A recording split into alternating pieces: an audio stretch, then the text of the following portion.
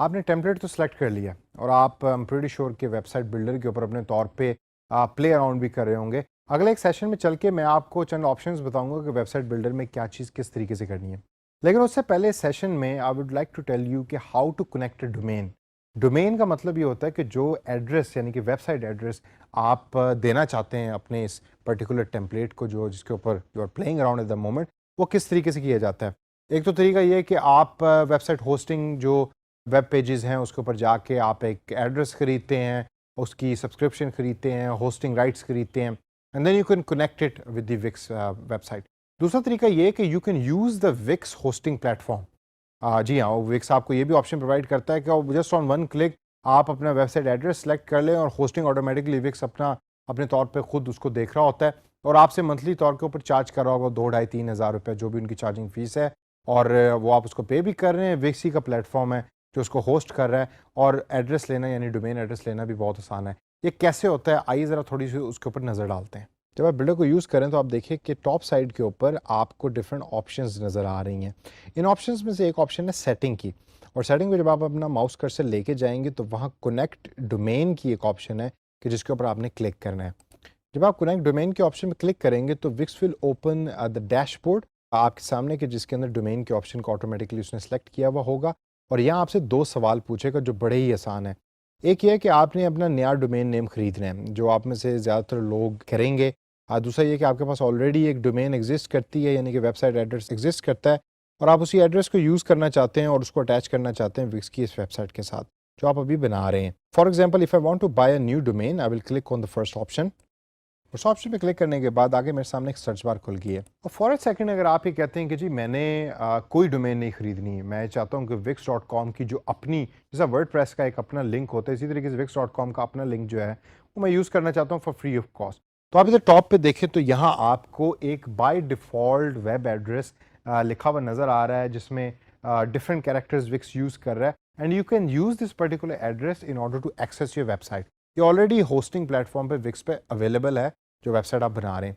लेकिन अगर आपने नई वेबसाइट नए एड्रेस के साथ लॉन्च करनी है तो फिर सर्च बार के अंदर आप एड्रेस लिखते हैं जो आप चाहते हैं यूज़ करना। Exactly it works like just other hosting website companies, कि जहां आप डिफरेंट वेब एड्रेस लिखते हैं, जैसे GoDaddy.com है, वहां आप डिफरेंट वेब एड्रेस लिखते हैं, एंटर करते हैं, फिर वो आपको बताता है कि वेब एड्रेस अवेलेबल है या नहीं है। Same thing goes over here कि आप यहाँ वेब एड्रेस लिखेंगे और wix.com देखेगा कि क्या वो एड्रेस अवेलेबल है। अगर तो है then you can select it as a domain name. तो फॉर एग्जांपल, अगर मैं चाहता हूँ कि मेरी वेबसाइट का एड्रेस हो www.cleaning.com, जिसमें हम क्लीनिंग टेम्पलेट को यूज़ कर रहे थे, तो अभी क्लिक ऑन सर्च मैं देखता हूँ कि क्या ये पर्टिकुलर वेब एड्रेस या डोमेन अवेलेबल है। तो www.cleaning.com इज़ नॉट अवेलेबल, लेकिन मुझे डिफरेंट ऑप्शन जो है वो यहाँ प्रोवाइड कर रहा है विक्स। इसको अगर मैं चेंज करूँ तो I will write www.yasircleaningcompany.com, most probably available होगा। होपफुली किसी ने दुनिया में इसको यूज़ नहीं किया। Yes, it is available. तो ग्रीन के अंदर ये आ गया है। Then I click on get it button, और गेट इट बटन पे क्लिक करने के बाद अब यहाँ आपसे अपग्रेड की ऑप्शन जो है वो आपके सामने विक्स दे रहा है कि जिसको you will use it and you will by the subscription plan. और सब्सक्रिप्शन प्लान जैसे ही आप बाय करेंगे तो होस्टिंग सर्विसेज भी आपको मिल जाएंगी और साथ साथ आपको अपना डोमेन नेम भी मिल जाएगा। जब आप अपग्रेड नाउ के बटन पर क्लिक करेंगे तो आपके सामने डिफरेंट सब्सक्रिप्शन प्लान्स हैं, विक्स जो है वो आपको अपीयर कर देगा। अब यहाँ आपके सामने जो मोस्ट पॉपुलर प्लान जो उसने सेलेक्ट ऑटोमेटिकली किया है वो है $12.5 पर मंथ का, कि जिसके ऊपर आपको बैंडविड्थ अनलिमिटेड मिल रही है, 10 GB की स्टोरेज मिल रही है, और इसके अलावा डिफरेंट और चीज़ें हैं कि जो आपको मिल रही होती हैं। अगर तो आप ऑनलाइन स्टोर चला रहे हैं तो फिर then you will actually use this e commerce subscription plan, जो तकरीबन $16.5 का है। लेकिन अगर आपने स्टैंडर्ड जनरल वेबसाइट चलानी है तो फिर ये वाला प्लान इट्स गुड इनफ। अब यहाँ मैं आपको एक पाकिस्तानी ट्रिक बताता हूँ, होपफुली इट विल वर्क, क्योंकि मैं अक्सर उससे फ़ायदा उठा चुका हूँ, और अगर ये नहीं भी काम करती तो please I apologise in advance. लेकिन ये ट्रिक ये है कि आप जब इस स्टेप के ऊपर पहुँचेंगे तो आप डिफरेंट ऑप्शंस को देखिए और उसको स्टडी करें, और स्टडी करने के बाद अभी इसमें से कोई ऑप्शन आप सेलेक्ट ना करें, ना ही कोई अभी प्लान जो है उसको आप ख़रीदें। वापस टेम्पलेट में जाएं, वेबसाइट बनाएं, और ज़रा 1-2 दिन अपनी वेबसाइट को रोबस्ट बना लें और एक अच्छी वेबसाइट बना लें, क्योंकि ऑलरेडी वो होस्टेड है और आपके पास उसका वेब एड्रेस मौजूद है। आपको विद इन 1 डे और 2 डे विक्स की तरफ से ईमेल रिसीव होगी कि in order to complete your subscription process we offer you 50% discount on your subscription plan. ये मेरे साथ तो अक्सर हो चुका है। तो मैं इसी वजह से अब जब भी कोई वेबसाइट बनाता हूँ तो मैं हमेशा 1-2 दिन वेट कर लेता हूँ डोमेन के इस पर्टिकुलर स्टेप पे पहुँचने के बाद। और विक्स का जो मार्केटिंग ऑटोमेशन का सॉफ्टवेयर है वो ऑटोमेटिकली पिक करता है कि द बायर जो यानी कि जो मैं हूँ वो लास्ट स्टेप के ऊपर जाके लूज़ हो रहा है। तो वो मुझे ऑफ़र करता है कि 50% डिस्काउंट आप ले लें और डिस्काउंट लेके आप सब्सक्रिप्शन जो है वो कर लें। और अक्सर मैं 50% के ऊपर उसको सब्सक्राइब करता हूँ, तो यही $12.5 अक्सर आपको 6 या $7 पर मंथ के ऊपर मिल जाता है, which is actually a very good bargain. इसको ज़रा ट्राई करें और देखेंगे क्या आपको भी कोई wix.com की तरफ से ईमेल रिसीव होती है, और अगर वो होती है और 50% डिस्काउंट है तो उसका फ़ायदा उठाएं। And this is how you connect the domain.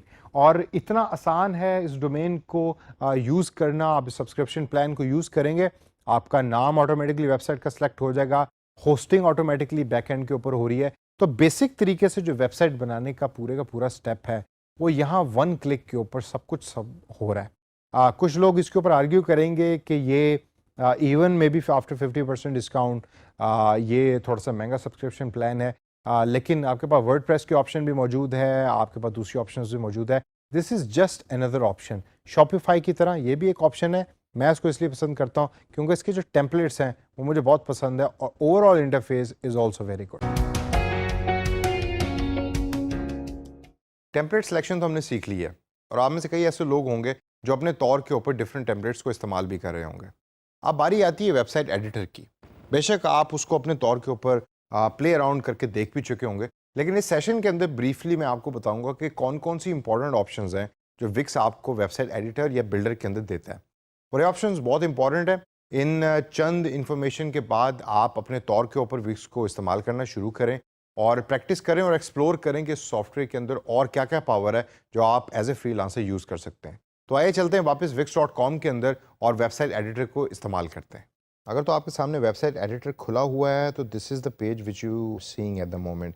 लेकिन अगर वेबसाइट एडिटर आपके सामने नहीं है तो the way to access that is कि जब आप मेन डैशबोर्ड पे पहुंचते हैं लॉगिन होने के बाद, तो आप अपनी साइट पे क्लिक करें और सेलेक्ट एंड एडिट साइट के इस बटन के ऊपर क्लिक करने के बाद विक्स आपको मेन डैशबोर्ड व्यू में ले जाएगा।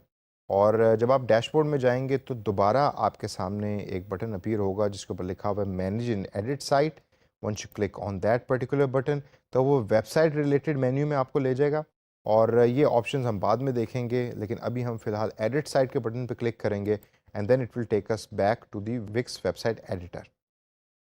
जब एडिटर आपके सामने खुल जाता है there are few options in information के जो मैं आपको बताना चाहता हूँ। ये सबसे पहले अगर हम लेफ्ट साइड मेन्यू से शुरू करें तो ये सबसे इंपॉर्टेंट मेन्यू है विक्स के वेबसाइट एडिटर का। जो टॉप का मेन्यू है दैट इज़ आल्सो इंपॉर्टेंट, लेकिन उसका इतना ज़्यादा इस्तेमाल नहीं है जितना इस लेफ्ट साइड मेन्यू का है। तो let's start from the very first option जो मेन्यूज़ एंड पेजेस की है। बड़ी स्ट्रेट फॉरवर्ड ऑप्शन है। ये जो नेविगेशन बार पे पेजेस आपको नज़र आ रहे हैं या इस वेबसाइट के जो पेजेस हैं वो तमाम पेजेस यहाँ अपीयर हो रहे हैं आपके सामने। तो इन पेजेस की लोकेशन को चेंज करना, फॉर एग्जाम्पल सीक्वेंस को अगर मैं होम के बाद प्रोडक्ट्स को लाना चाहता हूँ जो अभी अबाउट अस आ रहा है, तो I can just drag the product page upward और आप देखेंगे प्रोडक्ट जो है वो अपीयर हो रहा होगा अब होम के बाद। इसी तरीके से बाकी पेजेस की भी मैं लोकेशन को चेंज कर सकता हूँ। प्रोडक्ट स्पेसिफिक जो पेज है उसके रिलेटेड जो इन्फॉर्मेशन है वो एसईओ है, सेटिंग्स है पेज की, उसको रीनेम करना है, डुप्लीकेट करना है, ये तमाम चीज़ें भी अपीयर होती हैं after clicking this dotted button in front of the page. अब हो सकता है कि आपके जो एडिटर है उसके अंदर ये प्रोडक्ट्स का पेज अपीयर ना हो रहा हो, आपके पास होम के बाद डायरेक्ट अबाउट अस आ रहा हो जो बाय डिफ़ॉल्ट इस टेम्पलेट के पेज डिज़ाइन के अंदर आता है। उसकी रीज़न ये है कि मैंने प्रोडक्ट्स का पेज खुद डिज़ाइन किया है या खुद ऐड किया है यहाँ, जो एक बड़ा सिंपल और स्ट्रेट फॉरवर्ड प्रोसेस है। फॉर एग्जांपल ऐड पेज का ये जो नीला बटन है इस पर जब आप क्लिक करेंगे तो you can actually add A new page just by one click. तो प्रोडक्ट्स के बाद अगर मैं नया पेज ऐड करना चाहता हूँ सोशल का, तो I will right social over here, I will click on done button, और अब अगर आप नोट करें तो सोशल का नया बटन जो है वो क्रिएट हो चुका है। इसी तरीके से अगर आप किसी पेज को रेप्लिका करना चाहते हैं और चेंज करना चाहते हैं तो you click on that page, duplicate उसे करें and then automatically it will create a new page कि जो अबाउट एस की तरह का या उस पेज की तरह का दिखेगा। जैसे जैसे आप पेज पे क्लिक करेंगे तो वो पेज आपके सामने विक्स खोल देगा जिसको आप एडिट कर सकते हो, चेंज कर सकते हैं। इन पेजेस को एक्सेस करने का एक और तरीका है कि लेफ्ट राइट साइड टॉप के ऊपर भी आपको ये पेजेस नज़र आ रहे हैं, तो you can click on this down arrow और उसको खोलने के बाद you can select the page and then it will open that page in front of you. ये तो हो गया पेज एडिशन या पेज डिलीशन जब आपने करनी है, और नेविगेशन बार आपका ऑटोमेटिकली अपडेट होता रहता है इन ऑप्शंस के साथ। पेजेस के बाद सेकंड ऑप्शन है बैकग्राउंड की। जब आप बैकग्राउंड के बटन पे क्लिक करेंगे तो विक्स आपको डिफरेंट पिक्चर्स आपके सामने दे रहा है कि जिसमें से आप पिक्चर्स को सिलेक्ट कर सकते हैं और एज ए बैकग्राउंड उसको यूज़ कर सकते हैं। तो फॉर एग्जांपल अगर मैं प्रोडक्ट्स के पेज पे जाता हूँ कि जो मैंने खुद क्रिएट किया था, तो इस टाइम यहाँ ये इमेज आ रहा है और इस इमेज को अगर मैं चेंज करना चाहूँ तो click on the background page और मैं यहाँ इमेज नहीं डालना चाहता। फॉर एग्जांपल अगर मैं इस इमेज को सेलेक्ट करूँ तो इमेज विल चेंज ओवर है, लेकिन अगर मैं वीडियो इधर डालना चाहता हूँ तो this is a video, I can click on that video. अब वो वीडियो यहाँ एम्बेड हो गई है। अब इधर वो प्ले इस वजह से नहीं हो रही क्योंकि हम इस टाइम एडिटर मोड में हैं। इसको प्रीव्यू करने के लिए राइट साइड टॉप के ऊपर आप देखें तो प्रीव्यू का बटन है, you click on the preview button और अब ये वेबसाइट की प्रीव्यू मोड में है हम, और आप देखें कि वीडियो जो है वो प्ले हो रही है जो आपने अभी एम्बेड की थी, इंटीग्रेट की थी थ्रू दी एडिटर। वापस मैं एडिटर में जाऊँगा, ये राइट साइड टॉप के ऊपर ग्रीन बटन है बैक टू एडिटर का।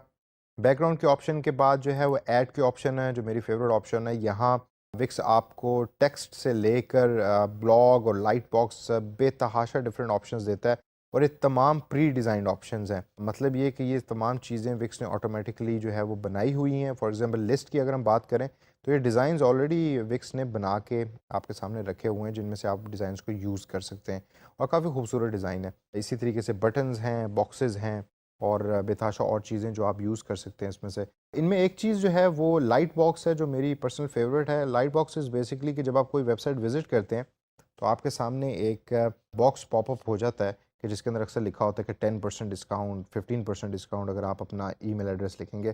तो वो जो है वो विक्स आपको just one click option provide करता है। You can select any of these designs को आप चेंज भी कर सकते हैं और आप लाइट बॉक्स अपनी वेबसाइट में इंटीग्रेट कर सकते हैं। तो ये मेरे नज़दीक बड़ी इंटरेस्टिंग चीज़ है।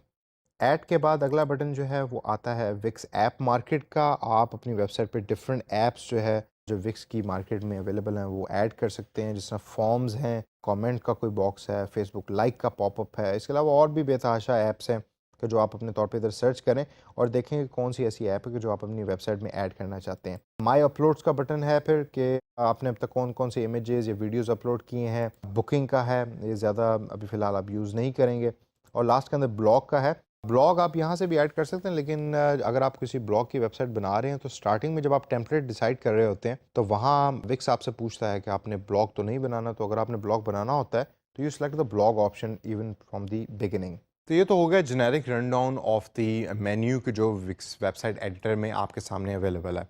आप इन ऑप्शंस को अपने तौर के ऊपर सर्च करें और इसको प्ले अराउंड करके देखें कि क्या क्या ऐसी चीज़ें हैं कि जो आप अपनी वेबसाइट के अंदर इम्बेड करना चाहते हैं।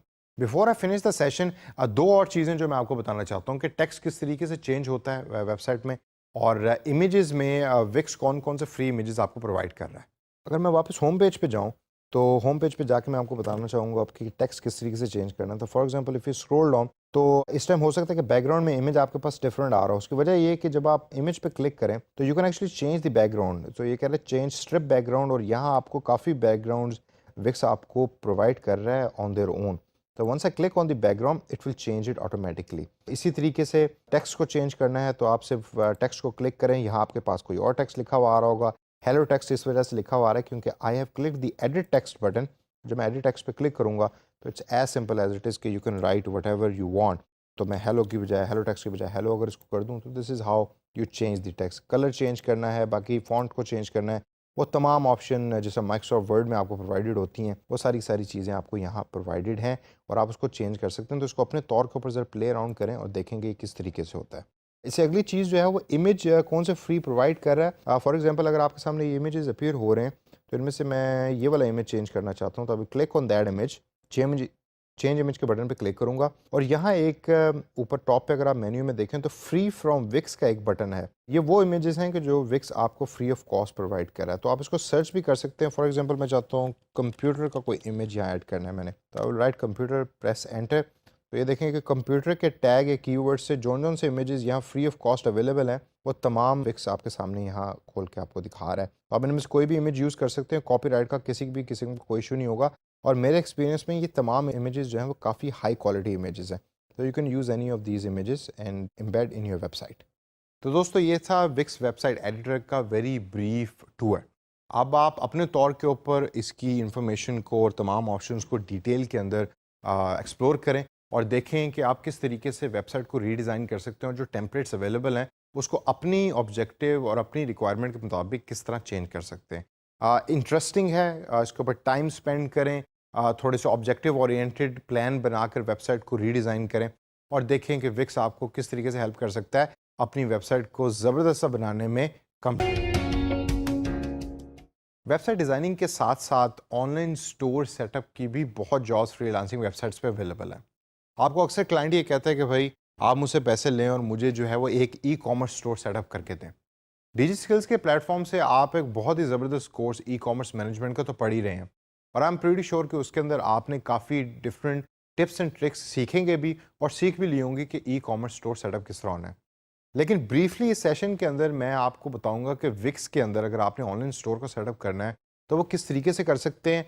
काफ़ी स्ट्रेट फॉरवर्ड प्रोसेस है, तो आइए ज़रा नज़र डालते हैं थोड़ी सी कि विक्स में ये किस तरीके से होता है। ऑनलाइन स्टोर को सेटअप करने के दो तरीके हैं। एक तो ये कि आप from the template starting from scratch उसको करें, जो मेरा फेवरेट तरीका है। दूसरा ये कि अब जब आपके पास वेबसाइट एडिटर में आपकी वेबसाइट खुली हुई है तो you can actually add a store over there also. और वो किस तरीके से होता है कि जब आप ये ऐड के बटन पर क्लिक करेंगे तो आपको यहाँ डिफरेंट ऑप्शंस जो दी हुई हैं, इसमें एक स्टोर की ऑप्शन भी है। तो जब आप स्टोर के ऑप्शन पे माउस लेके जाएं तो इधर आपको ऐड टू साइट का बटन नजर आएगा। Once you click on add to site तो वो आपकी एग्जिस्टिंग वेबसाइट के अंदर भी ऑनलाइन स्टोर को ऐड कर देगा और आपके सामने तमाम वो ऑप्शंस जो ऑनलाइन स्टोर रिलेटेड हैं वो खोल देगा। मैं इसकी बजाय वापस जाऊँगा मेन पेज के ऊपर जो डैशबोर्ड पेज है और स्टार्टिंग फ्रॉम स्क्रैच एक नई वेबसाइट क्रिएट करूँगा कि जो एक ऑनलाइन स्टोर के तौर के ऊपर क्रिएट होगी। What kind of website I want an online store. तो ऑनलाइन स्टोर की मैं ऑप्शन पे क्लिक करूँगा और क्लिक करने के बाद दोबारा वही चीज़ कि आर्टिफिशियल इंटेलिजेंस के थ्रू मैं चाहता हूँ कि मेरी वेबसाइट क्रिएट हो या ये कि एडिटर के through. So I will choose the template of my own choice. I will click on the choose the template button. और अब ये डिफरेंट टेम्पलेट्स हैं जो ऑनलाइन स्टोर के विक्स जो है वो मुझे प्रोवाइड कर रहा है। तो फॉर एग्जांपल अगर मेरी जो ऑनलाइन स्टोर है जो मैं बनाना चाह रहा हूँ वो रिलेटेड है हैट्स के थ्रू, यानी कि मैं जो टोपियाँ हैं या कैप्स हैं वो मैं बेचना चाह रहा हूँ, तो I will click on this particular template and I will click on view ताकि मैं उसको देखूँ कि वो ठीक भी है या नहीं है। ये टेम्पलेट है कि जो विक्स मुझे प्रोवाइड कर रहा है। तो this is beautiful image of A cap. मेरा ब्रांड लोगो यहाँ आ जाएगा। This is the menu. Cart है, ड्यूरिंग शॉपिंग कस्टमर कितनी प्रोडक्ट्स अभी तक उसमें कार्ट में डाल चुका है। और ये लिमिटेड कलेक्शन की प्रोडक्ट्स भी डिस्प्ले हो रही हैं स्टार्ट मेन पेज के ऊपर। तो अगर आप नोट करें इधर image of the product and then the name and then the price of the product. Instagram page है और उसके बाद ये बॉटम के अंदर फुटर है। तो I like this particular template. इसको एडिट करने के लिए will click on the edit site button, then it will take me back to the Wix website editor जो हम पहले भी एक्सप्लोर कर चुके हैं। अब यहाँ एक चीज़ जो इंपॉर्टेंट है कि ये जो इमेजेस वगैरह हैं चेंज करने, ये तो आप ऑटोमेटिकली ऑलरेडी कर भी चुके हैं। टेक्स्ट किस तरह चेंज करना है, इमेजेस को किस तरीके से चेंज करना है, ये इसको आप अपने तौर पे करें। पहले स्किम थ्रू करें कि क्या क्या चीज़ें इसमें चेंज करनी है, उसके बाद इन चीज़ों को चेंज करें। एक चीज़ जो इंपॉर्टेंट मैं यहाँ आपको दिखाना चाहता हूँ जो स्टोर रिलेटेड है वो ये कि जो ये ऑप्शंस आपको दी हुई है प्रोडक्ट्स की, इसको हम थोड़ा सा सर्च करते हैं और इसके अलावा टॉप के ऊपर जो पेजेस हैं उसको देखते हैं कौन कौन से पेजेस हैं। तो होम के बाद शॉप का पेज, अगर मैं शॉप के पेज पे क्लिक करूं तो यहाँ मेरे पास प्रोडक्ट्स जो हैं वो अपीयर हो रही हैं। अब ये देखें ये सारी प्रोडक्ट्स हैं, लेकिन इन प्रोडक्ट्स को यहाँ अपीयर किस तरीके से करवाया जाता है आइए ज़रा उस पर नज़र डालते हैं। जब आप शॉप के बटन पे क्लिक करेंगे तो आप किसी भी प्रोडक्ट पे क्लिक करें और क्लिक करने के बाद आपके सामने मैनेज प्रोडक्ट्स का एक बटन अपीयर हो जाएगा। जब आप इस पर क्लिक करेंगे तो then it will take you to the Wix online store portal.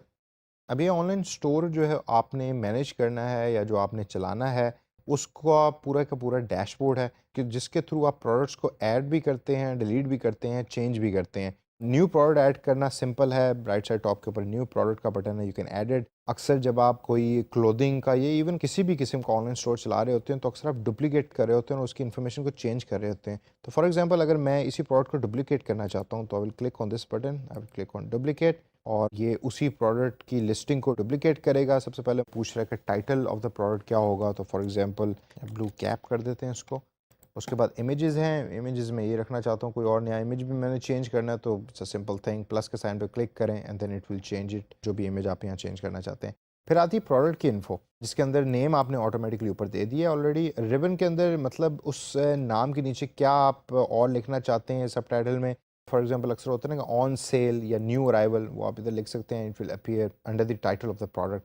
Price क्या होगी इसकी, फॉर एग्जांपल मैं चाहता हूँ इसकी प्राइस 1000 रुपीज़ हो। ऑन सेल है नहीं है, अगर ऑन सेल पे आप क्लिक करेंगे तो इट विल आस्क यू कि जी आप कितने परसेंट डिस्काउंट देना चाहते हैं। तो मैं अगर इसके ऊपर 25% डिस्काउंट देना चाह रहा हूँ अभी फिलहाल, तो मेरी जो सेल प्राइस है वो ऑटोमेटिकली 750 रुपीज़ हो जाएगी। रुपीज़ के अंदर भी आप कर सकते हैं डिस्काउंट और परसेंटेज में भी डिस्काउंट कर सकते हैं। ऑन सेल अगर नहीं है तो उसको एज इट इज़ छोड़ दें। उसके बाद डिस्क्रिप्शन में आ जाएं कि आपकी प्रोडक्ट के बारे में यहाँ क्या लिखना चाहते हैं। This is a very good cap made in Pakistan, और भी इसके अलावा जो भी आप यहाँ डिस्क्रिप्शन में देना चाहते हैं वो आप इधर लिख दें। उसके बाद इन्वेंट्री एंड शिपिंग का एरिया है। एक तो ऑप्शन है कि you can actually track inventory. अगर आपका स्टोर जो है वेल ऑर्गेनाइज्ड है तो आप यहाँ इन्वेंट्री से मुराद ये होती है कि आपके पास इस पर्टिकुलर कैप की कितने पीसीस पड़े हुए हैं, कितने यूनिट्स पड़े हुए हैं। तो मेरे पास फॉर एग्जांपल अगर 20 यूनिट्स पड़े हुए हैं तो I will write 20 over here. SKU is the specific ID related to the product. जैसे जैसे आपका प्रोडक्ट जो है या आपका जो पेज है वो प्रोफेशनल बनता जाएगा तो आप बार कोड भी एसोसिएट करने लग जाएंगे और SKUs भी उसको देने लग जाएंगे। इसके अलावा वेट उस प्रोडक्ट का कितना है, शिपिंग के अंदर यूज़ होता है। For example 0.5 kg is the weight, तो मैं उसको 0.5 kg यहाँ कर दूंगा। अब होगा ये कि जैसे जैसे ये प्रोडक्ट बिकेगी वैसे वैसे इस इन्वेंट्री में से एक एक नंबर कम होता रहेगा। तो जब ये लास्ट 5 के अंदर पहुंच जाएगी तो then the Wix will tell you कि आपकी इन्वेंट्री ख़त्म हो रही है और आप इस प्रोडक्ट को जो है वो दोबारा अपडेट करें या और प्रोडक्ट्स को जो है वो लेकर आएँ। ट्रैक इन्वेंट्री अगर आपने नहीं करनी तो U D select this option और फिर आपके सामने स्टेटस में वो या वो दिखा रहा होगा इन स्टॉक है या वो दिखा रहा होगा आउट स्टॉक है, जिसको आप मैनुअली सेलेक्ट कर रहे होते हैं। इसके अलावा एडिशनल इन्फो सेक्शन है जिसमें आप प्रोडक्ट इन्फो को चेंज कर सकते हैं, आप रिटर्न एंड रिफंड पॉलिसी है, शिपिंग पॉलिसी है। इसके अलावा कोई और भी आपने इन्फॉर्मेशन इसमें ऐड करनी है तो you can actually add it, जो आपकी प्रोडक्ट के नीचे अपीयर हो रही होगी। कस्टम टेक्स्ट है, अगर कस्टमर को अलाउ करना चाहते हैं कि इस प्रोडक्ट को पर्सनलाइज करें you can actually add that text with the product also. फिर आता है प्रोडक्ट ऑप्शन। ये बेसिकली वो एरिया है कि जिधर से आप कस्टमर को चॉइसेस देते हैं कि क्या वो कलर को सिलेक्ट करना चाहता है या वो साइजेस को सिलेक्ट करना चाहता है। फॉर एग्जांपल इधर साइज़ की ऑप्शन दी हुई है जिसमें स्मॉल, मीडियम, लार्ज है। तो ये एज इट इज़ अपीयर हो रहा होगा लिस्ट की फॉर्म के अंदर जब हम इसको प्रीव्यू करेंगे अभी थोड़ी देर के बाद। फिर आता है prices and inventory for variants. ये ऑप्शन थोड़ी सी एडवांस है। स्मॉल के कितने पीसेस हैं, मीडियम के कितने हैं, लार्ज के कितने हैं, प्राइसेस को अगर आपने चेंज करना है उसको आप चेंज कर सकते हैं और ये तमाम चीज़ें आप सेलेक्ट कर सकते हैं जस्ट ऑन वन क्लिक। तो ये तो था बिल्कुल सिंपल तरीके से मैंने आपको बताया कि प्रोडक्ट जो है वो किस तरीके से क्रिएट होती है। जब आप सेव के बटन पर क्लिक करेंगे तो अब ये प्रोडक्ट जो है वो आपकी प्रोडक्ट लिस्ट के अंदर ऐड हो जाएगी as one of a product और ये अपीयर होगी अब आपके स्टोर में। तो फॉर एग्जांपल अगर मैं इसको बंद करूँ इस ऑप्शन को और प्रीव्यू के बटन में जाऊँ तो लेट्स हैव अ लुक कि क्या वो प्रोडक्ट यहाँ अपीयर हो रही है। तो मेन्यू के बटन में जाने के बाद I will go into the shop button और यहाँ हम देखते हैं कि ब्लू कैप के नाम से क्या प्रोडक्ट है और बिल्कुल ब्लू कैप के नाम से प्रोडक्ट अपीयर हो रही है। तो once I click on that particular product तो मुझे अब ये प्रोडक्ट की वो तमाम इन्फॉर्मेशन दिखाएगा जो मैंने अभी इंसर्ट की थी। अच्छा, ब्लू कैप, इतनी इसकी प्राइस है, ये साइजेस कौन कौन से इसमें अवेलेबल हैं। फॉर एग्जाम्पल मैं मीडियम चाहता हूँ, क्वान्टिटी में कितनी चाह रहा हूँ और ये उसकी डिस्क्रिप्शन अगर आपको याद मैंने लिखा था this is a very good cap या made in Pakistan. Product info है, रिफ़ंड पॉलिसी है, शिपिंग इन्फो, ये वही चीज़ें हैं जो सारी की सारी आपने अभी सेलेक्ट की थी। जब मैं इसको ऐड टू कार्ट के बटन पे क्लिक करूंगा तो this product will go into the cart और कार्ट में जाने के बाद आप चेकआउट करते हैं और कस्टमर जो है उस पूरे प्रोसेस को कंप्लीट करता है।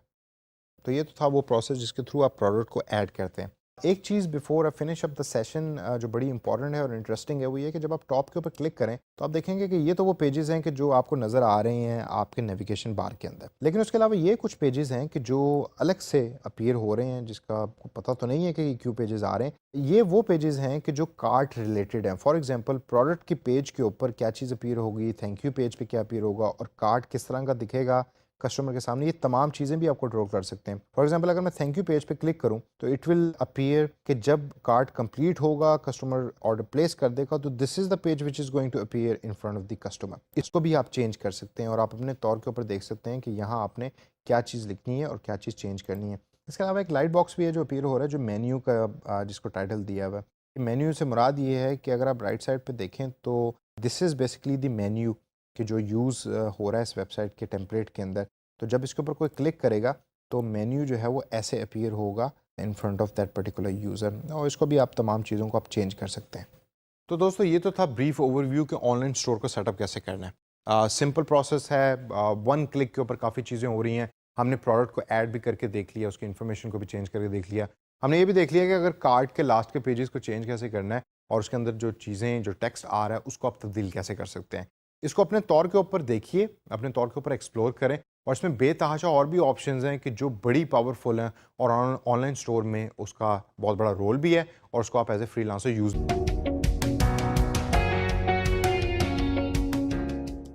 आई एम श्योर कि आप में से काफ़ी लोगों ने अपना ऑनलाइन स्टोर सेटअप कर लिया होगा और आप प्ले अराउंड कर रहे होंगे डिफरेंट ऑप्शन से जो विक्स आपको दे रहा है और प्रोडक्ट ऐड कैसे करनी है इमेजेस को, और ये तमाम चीज़ें आप अपने तौर पे देख रहे होंगे।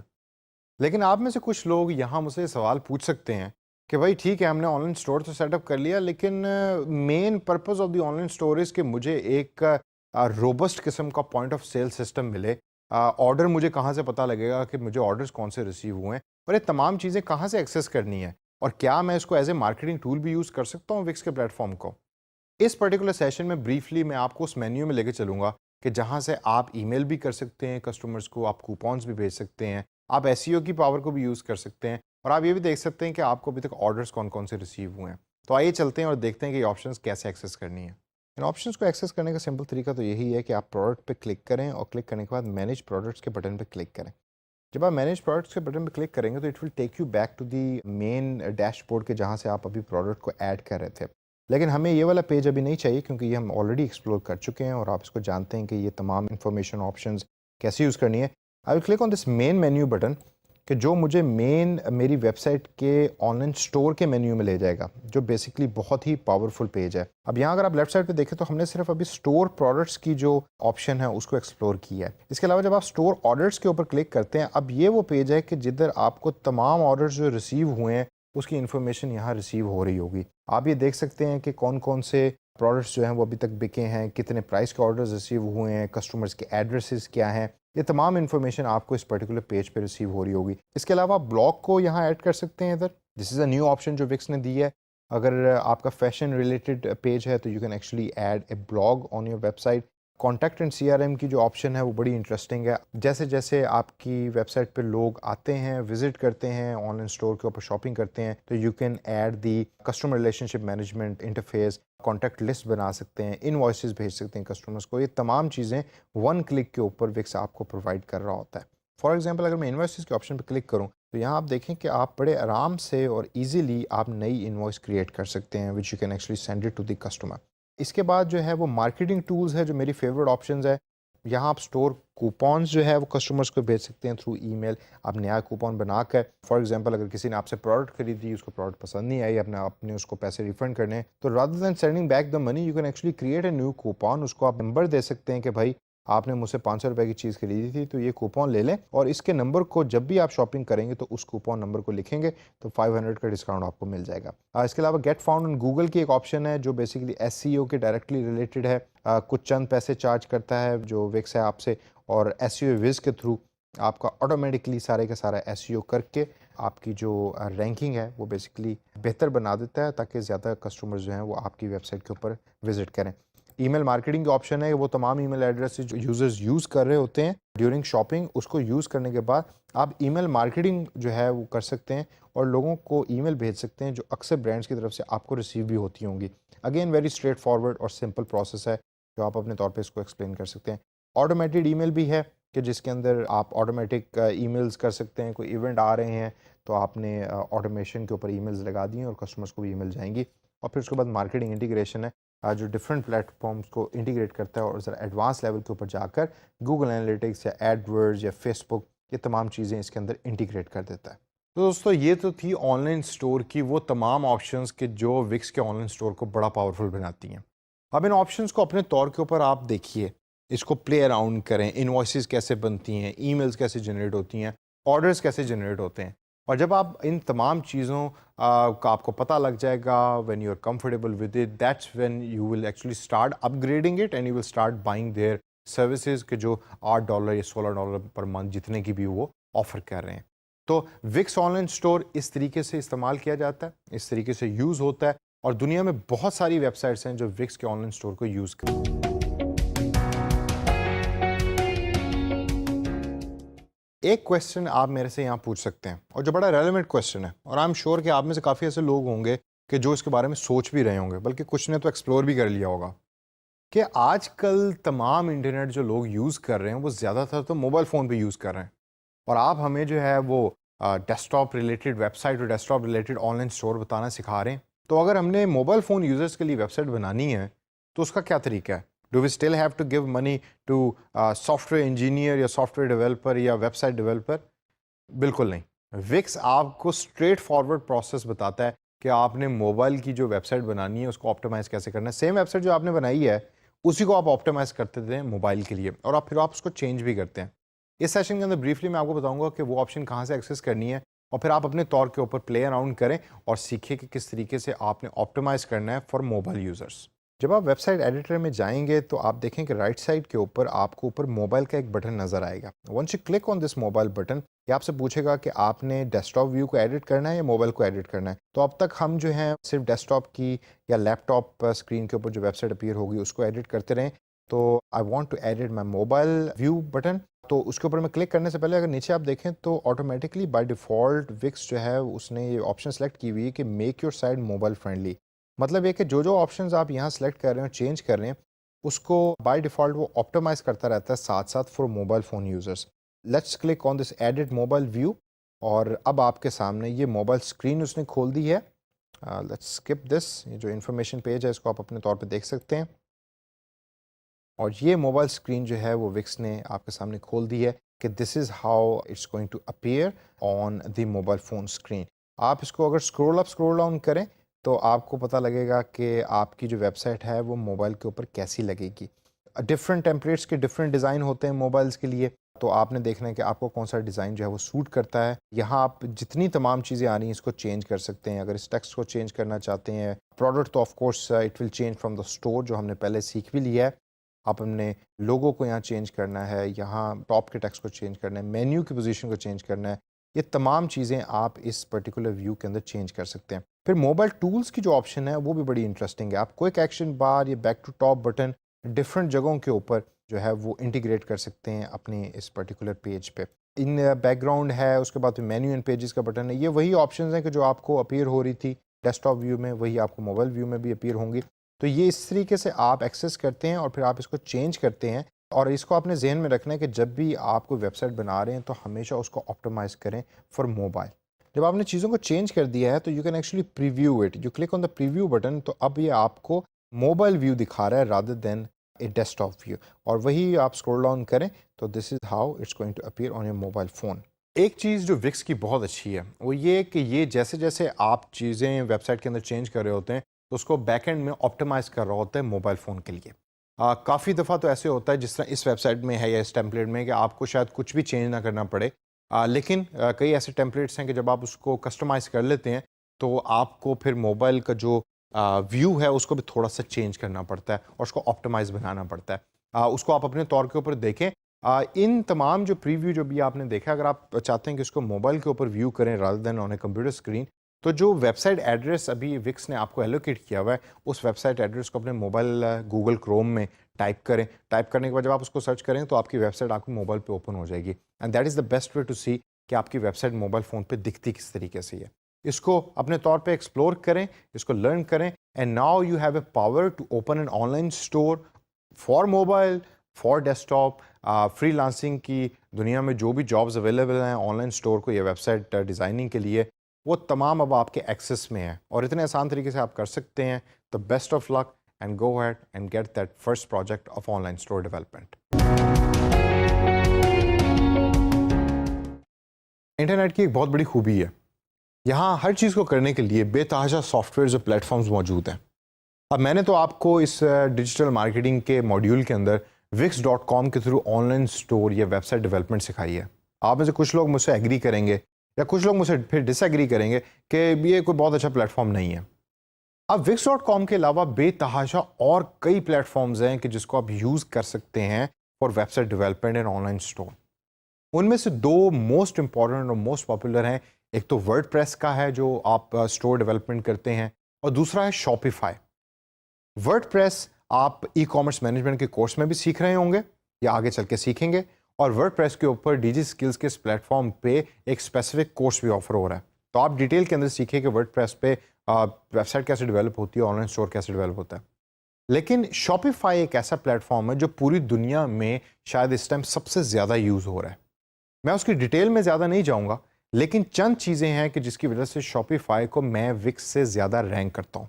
Even though I use Wix myself, but कुछ ऐसे ऑप्शंस हैं कि जिसमें शॉपिफाई ने विक्स को बहुत पीछे छोड़ दिया है और अभी विक्स उस स्टेज पे नहीं है कि वो शॉपिफाई को compete कर सके उन ऑप्शंस में।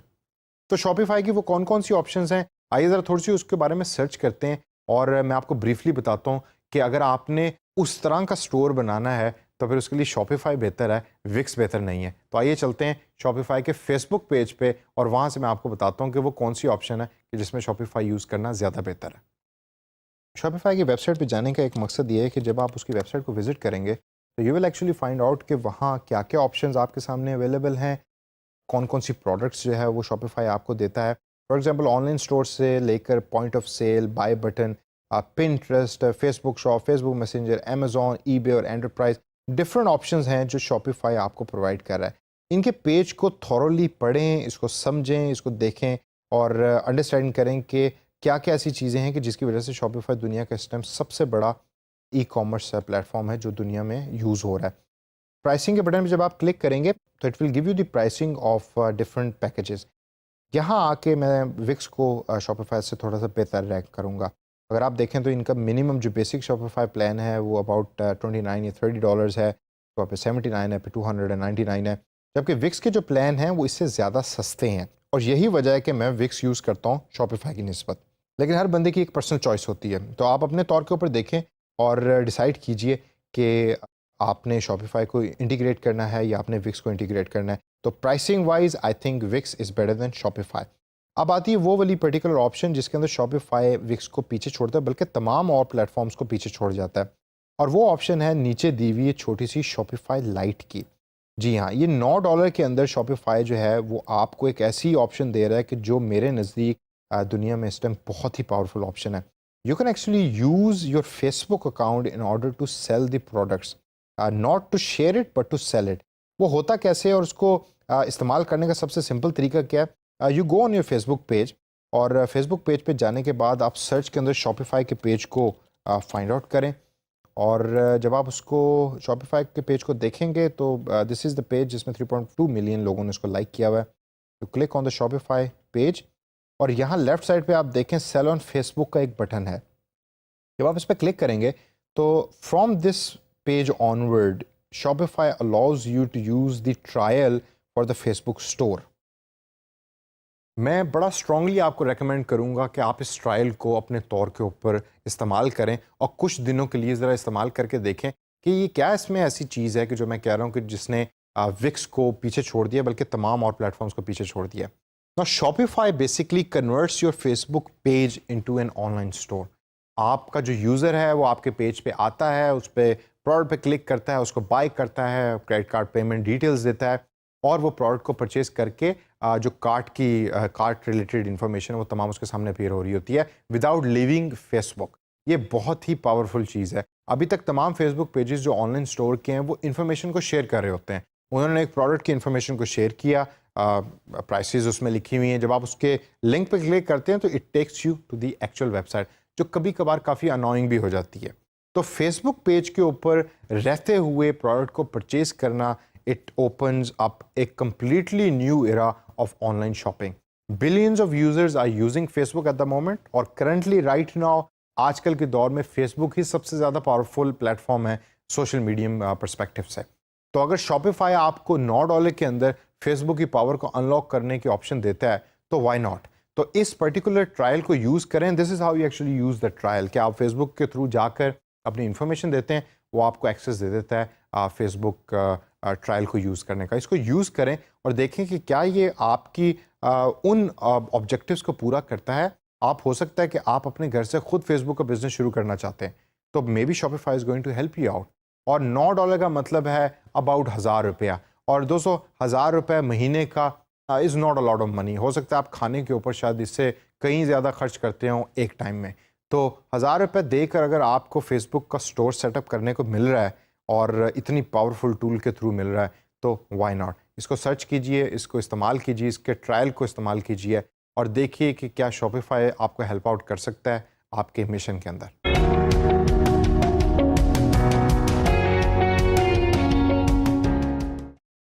काफ़ी सॉफ्टवेयर्स अभी तक हमने सीख लिए हैं, और आई एम वेरी श्योर कि आप वो तमाम प्रैक्टिकल नॉलेज यूज़ कर रहे हैं और अप्लाई कर रहे हैं अपने फ्रीलांसिंग काम के अंदर।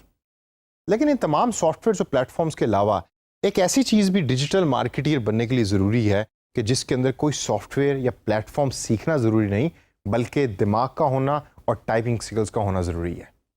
इसको हम कहते हैं development of A digital marketing plan.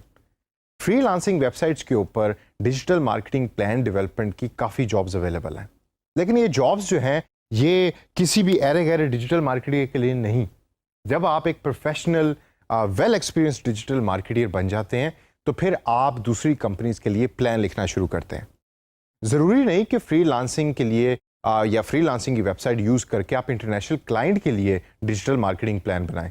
हो सकता है कि ये प्लान आपसे कोई लोकल रेस्टोरेंट वाला या लोकल ऑनलाइन बिजनेस वाला भी डिमांड करे और आपको कहे कि भाई आपके पास डिजिटल मार्केटिंग का एक्सपीरियंस भी है और आपको डिफरेंट टूल्स भी आते हैं, तो ज़रा आप काइंडली हमारी कंपनी के लिए प्लान तो बनाएं। तो फिर आपको ये डिजिटल मार्केटिंग प्लान जो कि एक पर्टिकुलर डॉक्यूमेंट की फॉर्म में होता है वो बनाना पड़ता है। लेकिन ये डिजिटल मार्केटिंग प्लान बनता क्या है, इसके कौन कौन से कंटेंट्स होते हैं और इसमें क्या क्या चीज़ें होती हैं, ये तमाम चीज़ें हम अगले कुछ सेशंस के अंदर सीखेंगे। इस सेशन के अंदर मैं आपको ये बताऊंगा कि what actually digital marketing plan is और आपको इसको यूज़ क्यों करना होता है। सबसे पहले आसान तरीके से अगर मैं आपको सिखाने की कोशिश करूं तो digital marketing plan is just a document के जिसके अंदर आप मार्केटिंग जो डिजिटल तरीके से आपने करनी है उसका प्लान अपने क्लाइंट को दे रहे होते हैं। अब इसके अंदर क्या क्या चीज़ें शामिल होती हैं ये हम डिटेल में अगले सेशन में पढ़ेंगे, लेकिन ये पूरे का पूरा प्लान 4 डिफरेंट चीज़ों के इर्द गिर्द घूम रहा होता है। Number 1 goals and objectives, number 2 research, number 3 strategies and tactics और नंबर 4 कंट्रोल एंड इंप्लीमेंटेशन।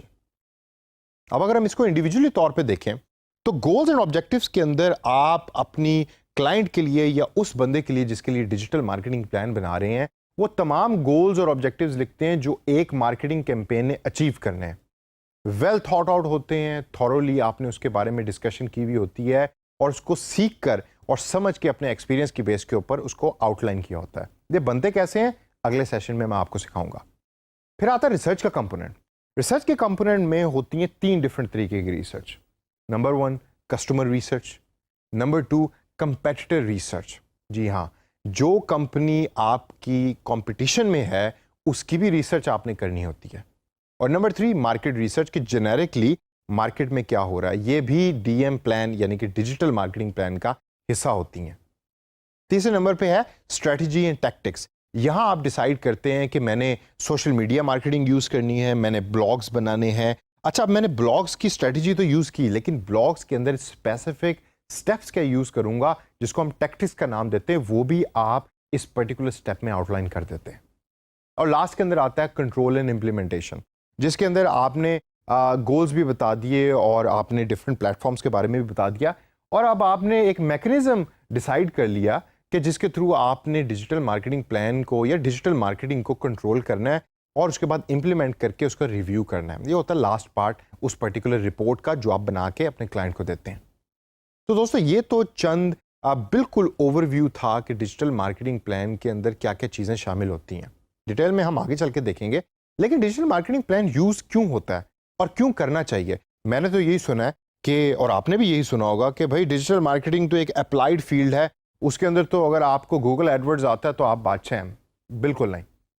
आपने एक स्टेज के बाद गूगल एडवर्ड्स का काम हो सकता है कि किसी दूसरे बंदे से करवा रहे हो, अपने नीचे वर्कर से करवा रहे हो, आप चले जाते हैं ऊपर स्ट्रेटेजिकल लेवल के ऊपर, जिधर आप अपना एक्सपीरियंस यूज़ करते हैं डिफरेंट कंपनीज़ का, और फिर आप डॉक्यूमेंट्स बना के देते हैं डिफरेंट कंपनीज़ को, जिसको हम डिजिटल मार्केटिंग प्लान का नाम देते हैं। तो ये क्यों यूज़ होता है, उसकी सबसे बड़ी रीज़न है कि it gives a direction to the company. एक है कि आपने तीर चला रहे हैं हवा के अंदर, आपको पता नहीं कि उसकी डायरेक्शन क्या है।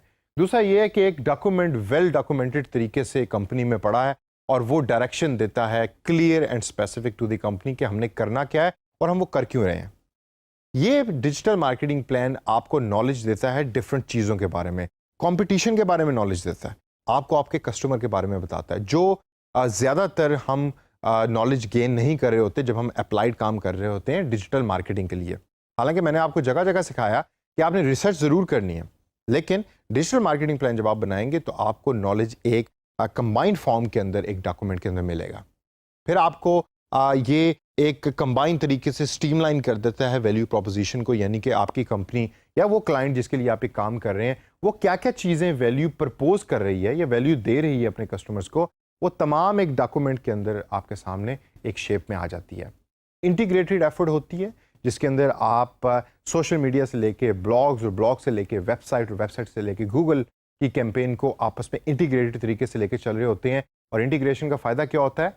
उसका फ़ायदा ये होता है कि जब तमाम कैंपेन्स एक तरीके से डिज़ाइन है तो उसकी इफ़ेक्टिवनेस ज़्यादा है एज़ कम्पेयर टू अलग अलग तरीके से डिज़ाइन कैंपेन की। और लास्ट के अंदर है बजट।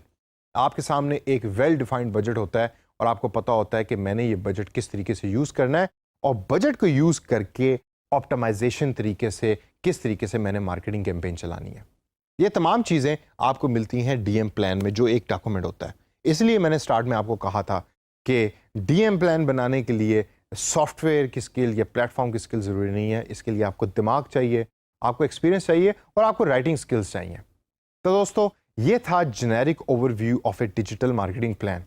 अब आगे चल के सेशंस के अंदर मैं इसको ब्रेक करूंगा और डॉक्यूमेंट के डिफरेंट सेक्शंस को डिटेल के अंदर डिस्कस करूंगा। तो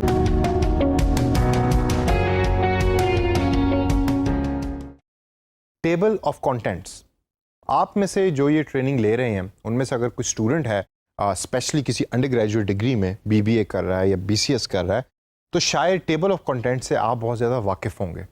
लेकिन अगर आप में से कोई ऐसा है कि जिसने फॉर्मल एजुकेशन यूनिवर्सिटी की नहीं ली, तो शायद टेबल ऑफ कंटेंट्स समझना थोड़ा सा मुश्किल होगा।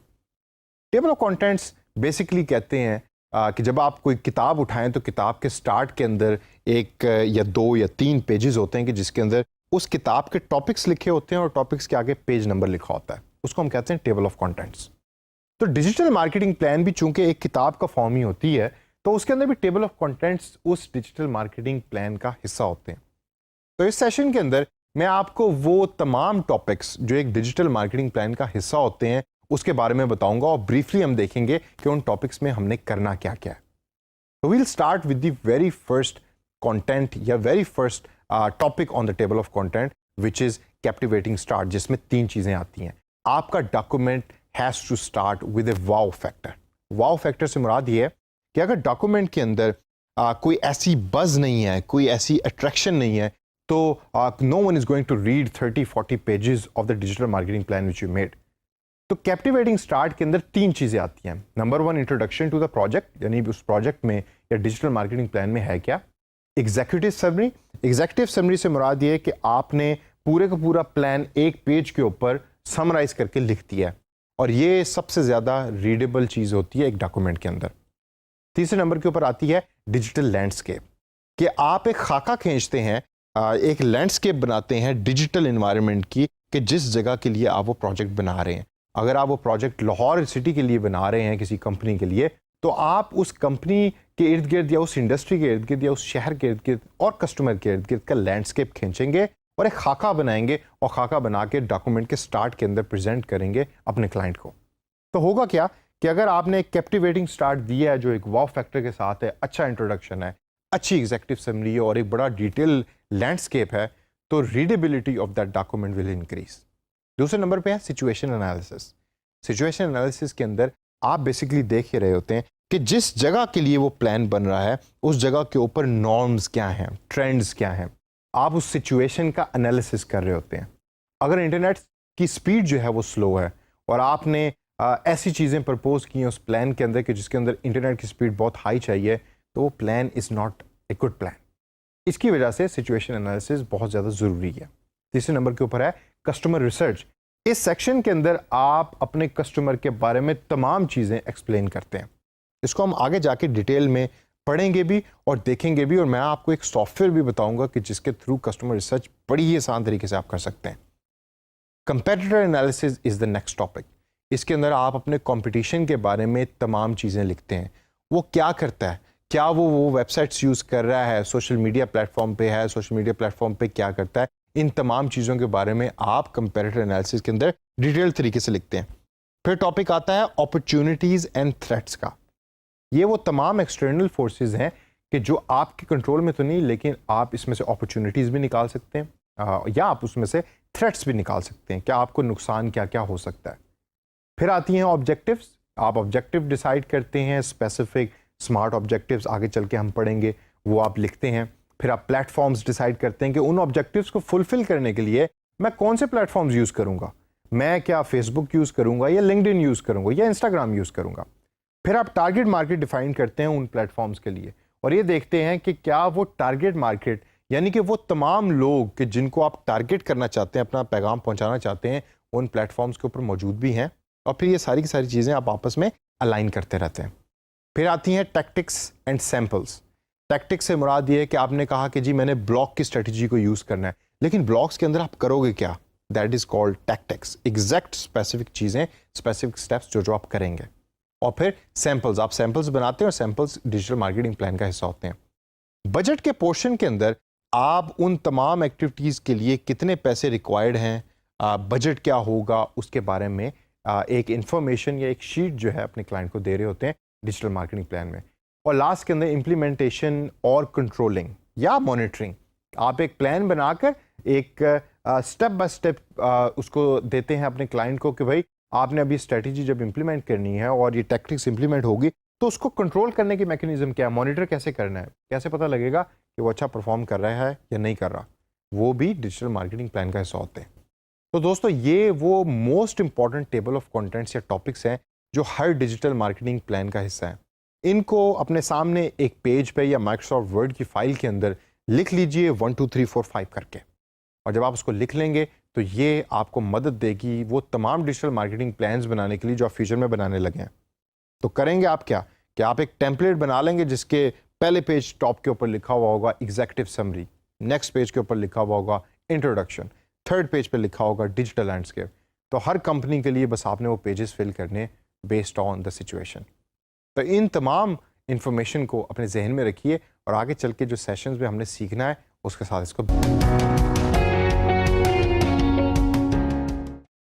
जब सुबह का टाइम अखबार आता है और आपके पास टाइम पूरा अखबार पढ़ने के लिए नहीं होता तो आप क्या करते हैं, आप अखबार उठाते हैं और आप उसकी हेडलाइंस को पढ़ रहे होते हैं। इसी तरीके से अगर आप न्यूज़ जो है वो ऑनलाइन फेसबुक के थ्रू या किसी न्यूज़पेपर की वेबसाइट के थ्रू लेते हैं तो आप उसमें भी यही काम करते हैं कि सबसे पहले या तो आप पिक्चर्स देखते हैं या आप हेडलाइंस को पढ़ते हैं और फिर आप कहते हैं अगर ये न्यूज़ अच्छी है तो मैं उसको पढ़ लूँगा, अगर न्यूज़ अच्छी नहीं है तो फिर आप उसको स्किप कर देते हैं।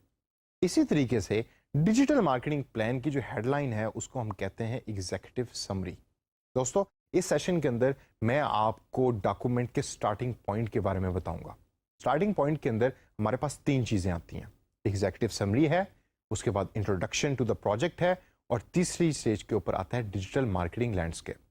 अब सबसे पहले अगर मैं एग्जीक्यूटिव समरी के बारे में बात करूं तो एग्जीक्यूटिव समरी मेरे नजदीक एक डॉक्यूमेंट का सबसे इंपॉर्टेंट हिस्सा है। ये आप लिखते सबसे एंड में है। होता बेसिकली क्या है कि आप एक पेज लिखते हैं या 1.5 पेज लिखते हैं, 1.5 पेज से ज्यादा कभी भी आपने एग्जीक्यूटिव समरी नहीं लिखनी। अच्छा 1.5 पेज भी मैं उस सेंस में कह रहा हूं कि अगर आप 12 का फॉन्ट यूज कर रहे हैं और फॉर एग्जांपल 1.5 या 2.0 की लाइन स्पेसिंग को यूज करते हैं। लाइन स्पेसिंग से मुराद ये कि जो लाइन ऊपर वाली और नीचे वाली लाइन के दरमियान जो डिस्टेंस है वो अगर आपने बढ़ा दिया है या खुला कर दिया है तो फिर आपके 1.5 पेज के ऊपर एग्जीक्यूटिव समरी जा सकती है। लेकिन अगर आप 12 का फॉन्ट यूज करते हैं और लाइन स्पेसिंग आपने बिल्कुल नॉर्मल रखी है जो एक की लाइन स्पेसिंग है तो फिर एक पेज की एग्जीक्यूटिव समरी होनी चाहिए। एग्जीक्यूटिव समरी में होता क्या है, आप उस प्रोजेक्ट के बारे में तमाम इंफॉर्मेशन एक पेज पे दे रहे होते हैं। ये एक आर्ट है, इतना आसान नहीं है एग्जीक्यूटिव समरी लिखना। जब आप पूरा प्रोजेक्ट बना लेते हैं तो फिर आप दोबारा एक दिन की ब्रेक लेके वापस बैठते हैं कंप्यूटर पे और याद करते हैं कि अगर मैंने ये पूरे का पूरा प्लान किसी ऐसे बंदे को बताना है जिसके पास पढ़ने का टाइम नहीं है तो मैं उसको कैसे सिखाऊंगा। उसके ऊपर फिर आप एक पेज लिखते हैं, उसमें आप लिखते हैं कि डिजिटल मार्केटिंग प्लान का हिस्से में क्या क्या चीज़ें आती हैं, कस्टमर की रिसर्च क्या क्या हमें बताती है, कौन कौन सी स्ट्रेटजी और टैक्टिक्स मैंने प्रपोज की हैं इस प्लान के अंदर और कितना बजट जो है वो इसके लिए यूज़ होगा। ये सबसे ज़्यादा रीड कर रहा होता है आपका क्लाइंट यानी कि सीईओ ऑफ दैट कंपनी, क्योंकि उसके पास टाइम नहीं है पूरा प्रोजेक्ट पढ़ने के लिए। प्रोजेक्ट पढ़ेगा मार्केटिंग वाला जिसने डिटेल के अंदर उस पर्टिकुलर प्लान को इंप्लीमेंट करना है, लेकिन सीईओ के पास चूंकि टाइम कम है तो वो आपकी एग्जीक्यूटिव समरी देख रहा होता है। अगर एग्जीक्यूटिव समरी आपने लिखी और स्टार्ट का पहला स्टेटमेंट ही आपने रॉन्ग इंग्लिश में या गलत इंग्लिश में लिख दिया या पहली लाइन ही जो आपने लिखी है वो पहली आपका जो जुमला है वो 8 9 10 लाइनों के ऊपर मुश्तमिल है तो that's not a good executive summary. छोटे छोटे सेंटेंसेस बनाइए, आसान इंग्लिश में लिखिए। आपने इंग्लिश का कोई कंपटीशन नहीं जीतना बिल्कुल सिंपल तरीके से बताइए कि उस प्रोजेक्ट में क्या है। उसको जब आप लिख लेंगे तो सबसे बेहतर तरीका जो मैं अडॉप्ट करता हूँ वो ये कि उस एग्जेक्टिव समरी को आप 3 से 4 लोगों के ऊपर टेस्ट कीजिए। वो जब वो पढ़ लें तो उनसे पूछें कि भाई बताओ कि ये प्लान क्या करना चाह रहा है। डिजिटल मार्केटिंग प्लान में क्या-क्या चीज़ें हैं जो हिस्सा हैं उस डिजिटल मार्केटिंग प्लान का। अगर तो वो इंसान जिसको आपने वो एग्जेक्टिव समरी पढ़वाई है टेस्टिंग के लिए वो आपको बता देगा कि इस डिजिटल मार्केटिंग प्लान में क्या-क्या चीज़ें हैं, तो इसका मतलब है कि आपकी एग्जेक्टिव समरी अच्छी है। और ज़हन में दोबारा रखिए कि executive summary is the most important part of digital marketing plan. जब आप वो एग्जेक्टिव समरी बना लेंगे और वो फाइनलाइजेशन स्टेज पे चली जाएगी तो नेक्स्ट स्टेप आता है इंट्रोडक्शन का। इंट्रोडक्शन के अंदर आप उस प्रोजेक्ट के बारे में इंट्रोडक्शन दे रहे होते हैं। वो कैसे ओरिजिनेट हुआ, क्लाइंट की क्या थिंकिंग थी, क्लाइंट ने क्या क्या आपको प्रोसेस दिए थे, कौन कौन से ऐसे प्रोटोकॉल्स थे जो आपको फॉलो करने थे, कौन कौन से ऐसे स्टेप्स थे या रिक्वायरमेंट्स थी जो क्लाइंट ने आपको दी थी, वो तमाम आप इंट्रोडक्शन स्टेज के अंदर उसमें मेंशन कर रहे होते हैं डिजिटल मार्केटिंग प्लान में। इसको ज़्यादातर क्लाइंट स्किम थ्रू करते हैं, तो मैं आपको सजेस्ट करूंगा कि पेजेस भरने की ज़रूरत नहीं है, आप एक पेज के ऊपर रख लें। मुझे ज़्यादातर टेबुलर फॉर्म्स पसंद है, मैं टेबल की फॉर्म के अंदर इंट्रोडक्शन लिखता हूँ। आप जेनेरिकली उसको इंट्रोडक्शन को लिखें, 1 से 1.5 या 2 पेजेस के ऊपर इंट्रोडक्शन आपका चला जाए, that is more than enough. तीसरे नंबर के ऊपर आता है डिजिटल मार्केटिंग लैंडस्केप। अब डिजिटल मार्केटिंग लैंडस्केप के ऊपर काफ़ी ऐसे लोग हैं जो मुझसे डिसएग्री करेंगे कि ये डिजिटल मार्केटिंग प्लान का हिस्सा होना चाहिए। मेरे नज़दीक जितना मेरा एक्सपीरियंस है वो ये है कि आपका जो क्लाइंट है वो हमेशा लैंडस्केप को पढ़ता है, स्पेशली जो टॉप टीयर का मैनेजर है उस कंपनी के अंदर। टॉप टीयर से मुराद है जो सीईओज हो गए या मार्केटिंग मैनेजर जिसने डिसीजन मेकिंग करनी है। वो लैंडस्केप के वो पढ़ के ये बताता है कि अच्छा जिस मार्केट में मैं ऑपरेट करना चाह रहा हूँ उस मार्केट के ट्रेंड्स क्या हैं, वहाँ क्या 4G यूज़ हो रहा है या 3G यूज़ हो रहा है, उसके अंदर डिजिटल मार्केटिंग लोग एंटरटेनमेंट के लिए या इंटरनेट एंटरटेनमेंट के लिए यूज़ करते हैं, ऑनलाइन शॉपिंग के लिए यूज़ करते हैं। ये तमाम चीज़ें आप लैंडस्केप के अंदर एक ब्रीफ फॉर्म के अंदर दे रहे होते हैं। लैंडस्केप ज़्यादातर डिपेंड कर रहा होता है सेकेंडरी डाटा के ऊपर, यानी कि वो डाटा के जो ऑलरेडी कलेक्टेड है और अवेलेबल है इंटरनेट पे। आप उस डाटा को लेते हैं, डाटा को एक प्रेजेंटेबल फॉर्म में लाते हैं और फिर लैंडस्केप बनाते हैं, यानी कि खाका बना देते हैं कि भाई आपकी कंपनी जिस पर्टिकुलर इन्वायरमेंट में ऑपरेट कर रही है उसमें डिजिटल मार्केटिंग का लैंडस्केप ये है या खाका ये है। अगर वो खाका फेवरेबल है तो फिर आप डिजिटल मार्केटिंग प्लान इंप्लीमेंट करेंगे। लेकिन अगर एक ऐसी जगह के लिए आप डिजिटल मार्केटिंग प्लान बना रहे हैं कि जहां लोग इंटरनेट ही यूज़ नहीं करते, तो फिर डिजिटल मार्केटिंग का तो फ़ायदा ना हुआ ना। इसी वजह से लैंडस्केप की इंपॉर्टेंस बहुत ज़्यादा है। तो दोस्तों ये वो 3 ऐसे स्टेप्स हैं कि जो आपके डॉक्यूमेंट को किक स्टार्ट करते हैं और ये बहुत ज़्यादा इंपॉर्टेंट है। जब भी क्लाइंट को आप डॉक्यूमेंट भेजेंगे तो सबसे पहले इन्हीं 3 चीज़ों के बारे में देखेगा। डिजिटल मार्केटिंग लैंडस्केप में आपने ग्राफिक्स को यूज़ करना है और डाटा को यूज़ करना है, लफ्ज़ कम यूज़ करने हैं। जबकि आपका जो इंट्रोडक्शन है उसको आप टेबुलर फॉर्म में लेके आ सकते हैं और एग्जेक्टिव समरी जैसा मैंने आपको कहा है, छोटे छोटे सेंटेंसेस, आधी आधी लाइन के सेंटेंसेस हों, छोटे छोटे जुमले हों, आसान इंग्लिश में हो और वो इन्फॉर्मेशन दे रहे हो कि उस डिजिटल मार्केटिंग प्लान में है क्या। ये 3 चीज़ें हैं जो आपके डॉक्यूमेंट को स्टार्ट करेंगी और जब आपका डॉक्यूमेंट स्टार्ट हो जाएगा तो फिर उसके बाद आते हैं अगले कुछ कंटेंट्स जो हम अगले सेशंस के अंदर। जब आपने डॉक्यूमेंट का इंट्रोडक्शन भी लिख दिया, एग्जेक्टिव समरी भी लिख दी और डिजिटल मार्केटिंग लैंडस्केप भी बना लिया, तो अगला स्टेप आता है इंटरनल ऑडिट का। इंटरनल ऑडिट से मुराद ये कि आप उस कंपनी की जो करंट एक्टिविटीज़ हैं उसका ऑडिट करते हैं और उसको देखते हैं कि वो किस तरीके से परफॉर्म कर रही हैं, उनमें क्या क्या चीज़ें हैं कि जो मिसिंग हैं और उन मिसिंग चीज़ों को आप फिल करने की कोशिश करते हैं। अक्सर क्लाइंट आपको ये कहेगा कि नहीं भाई हमारे इंटरनल ऑडिट करने की ज़रूरत नहीं है। क्यों? क्योंकि वो डरते ही हैं कि अगर ये पर्टिकुलर फ्रीलांसर हमारा इंटरनल ऑडिट करेगा तो उसमें से कई ऐसी चीज़ें होंगी या कई ऐसे डिसीजंस होंगे जो शायद मैंने एज ए मार्केटिंग मैनेजर लिए हुए हैं और मुझे अच्छा नहीं लगता कि कोई मेरे डिसीजंस के ऊपर फीडबैक मुझे दे। लेकिन आपने हमेशा एज ए फ्रीलांसर क्लाइंट को कन्विंस करना है कि भाई इंटरनल ऑडिट अच्छा है और आपकी कंपनी के लिए उसकी बहुत ज़्यादा इंपॉर्टेंस है। इंटरनल ऑडिट में क्या क्या चीज़ें शुमार करती हैं या what exactly is included in internal audit, आइए हम उस पर ज़रा थोड़ी सी नज़र डालते हैं।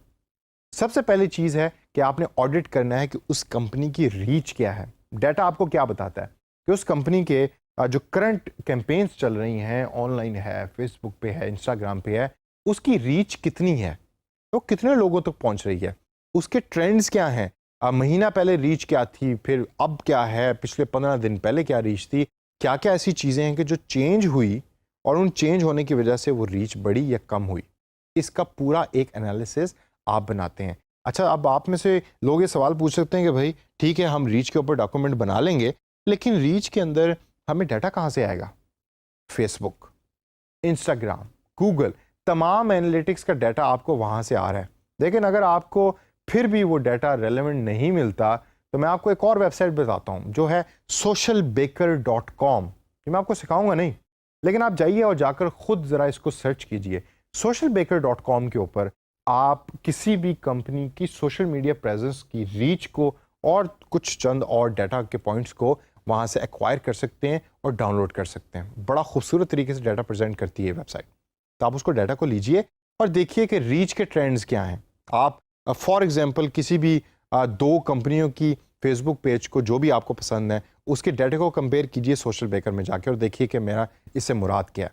तो रीच, जब आपने पूरा डॉक्यूमेंट बना लिया रीच के ऊपर, तो अगला स्टेप आता है आर्किटेक्चर का इंटरनल ऑडिट, कि वो जो वेबसाइट आपने बनाई हुई है आपकी कंपनी ने, ऑलरेडी आपके क्लाइंट की कंपनी ने, उसका आर्किटेक्चर क्या ठीक है या नहीं है, लोग कितना टाइम किस पेज के ऊपर स्पेंड कर रहे हैं, क्या फेसबुक के ऊपर जो बटन्स जिस डायरेक्शन में होने चाहिए उस डायरेक्शन में है या नहीं है।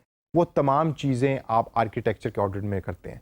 उसमें आप वन बाय वन चलें। सबसे पहले वेबसाइट का ऑडिट कीजिए, उसके बाद फिर आप फेसबुक का ऑडिट कीजिए, इंस्टाग्राम को कीजिए, जो जो प्रेजेंस अवेलेबल है उस तमाम का ऑडिट आप स्टेप बाय स्टेप कीजिए। तीसरे नंबर पे ऑडिट होता है कंटेंट का, कि जो कंटेंट पब्लिश कर रही है कंपनी, वो कंटेंट अच्छा भी है या नहीं है, किस तरह का कंटेंट है, क्या उसमें इमोशन ज़्यादा है, ह्यूमर ज़्यादा है, या इंफॉर्मेशन ज़्यादा है, एंटरटेनमेंट ज़्यादा है, वो कंटेंट किस तरह का है। उस कंटेंट का ऑडिट फिर आप करके कंपनी को बताते हैं कि देखें, जब आपने ह्यूमर कंटेंट को पोस्ट किया तो आपकी रीच इतनी थी, लेकिन जब आपने इंफॉर्मेशन ओरिएंटेड कंटेंट को पोस्ट किया तो आपकी रीच इतनी थी। कुछ ऐसे क्लाइंट्स आपको मिलेंगे कि जो इंफॉर्मेशन ओरिएंटेड कंटेंट के ऊपर रीच ज़्यादा गेन कर लेते हैं as compared to entertainment. Depend करता है कि वो कंपनी करती क्या है। उसके बाद कन्वर्जन के ऑडिट आता है कि आपने वो तमाम कंटेंट के इंफॉर्मेशन को दे दिया, उसको देख लिया कि कंटेंट पोस्ट हो गया, लेकिन उसमें से कन्वर्जन क्या हो रही है, कितने लोगों ने आपकी वेबसाइट्स को विजिट किया, कितने लोगों ने आपके दिए हुए लिंक के ऊपर क्लिक किया, उसका डाटा भी आप ले रहे होते हैं और उसका ऑडिट कर रहे होते हैं।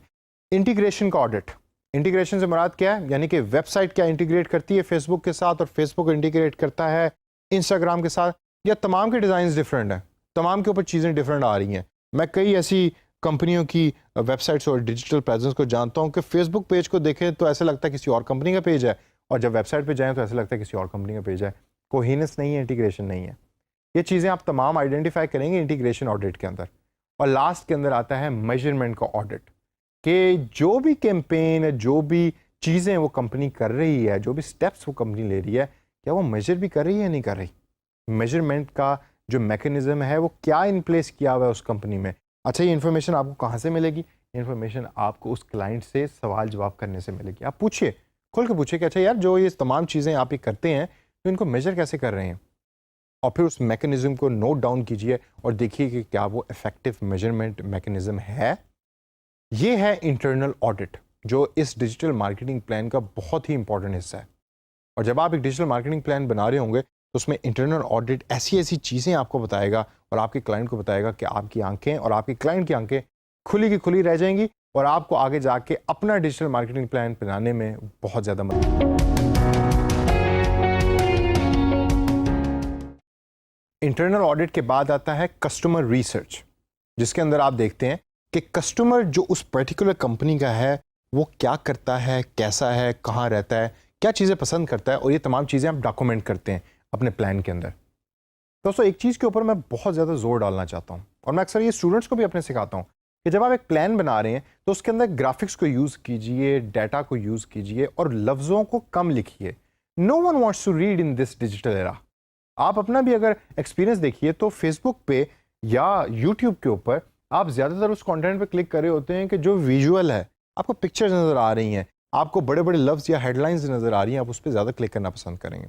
इसी तरीके से कस्टमर रिसर्च का भी जो पोर्शन आपके डिजिटल मार्केटिंग प्लान का हिस्सा है, उसमें लफ्ज़ों का कम इस्तेमाल कीजिए। और फॉर एग्जांपल, मैंने ये दिखाना है कि मेरे जो कस्टमर्स हैं उनकी रेंज है 20 से 25 साल, तो मैं बजाय इसके कि एक 3 जुमलों का सेंटेंस लिखूं कि I research and I found out that the customers who are using this service, they are aged between 20 to 25. मैं सिंपली एक डायग्राम बना लूँगा कि जिसके अंदर या पाई चार्ट होगा या हिस्टोग्राम होगी जो मुझे बता रही होगी कि जो मेरे कस्टमर्स हैं उनकी एज 20 से 25 साल है। वो रीडेबिलिटी और समझना उसको आसान है, ग्राफिक्स आसानी से समझ आ जाते हैं।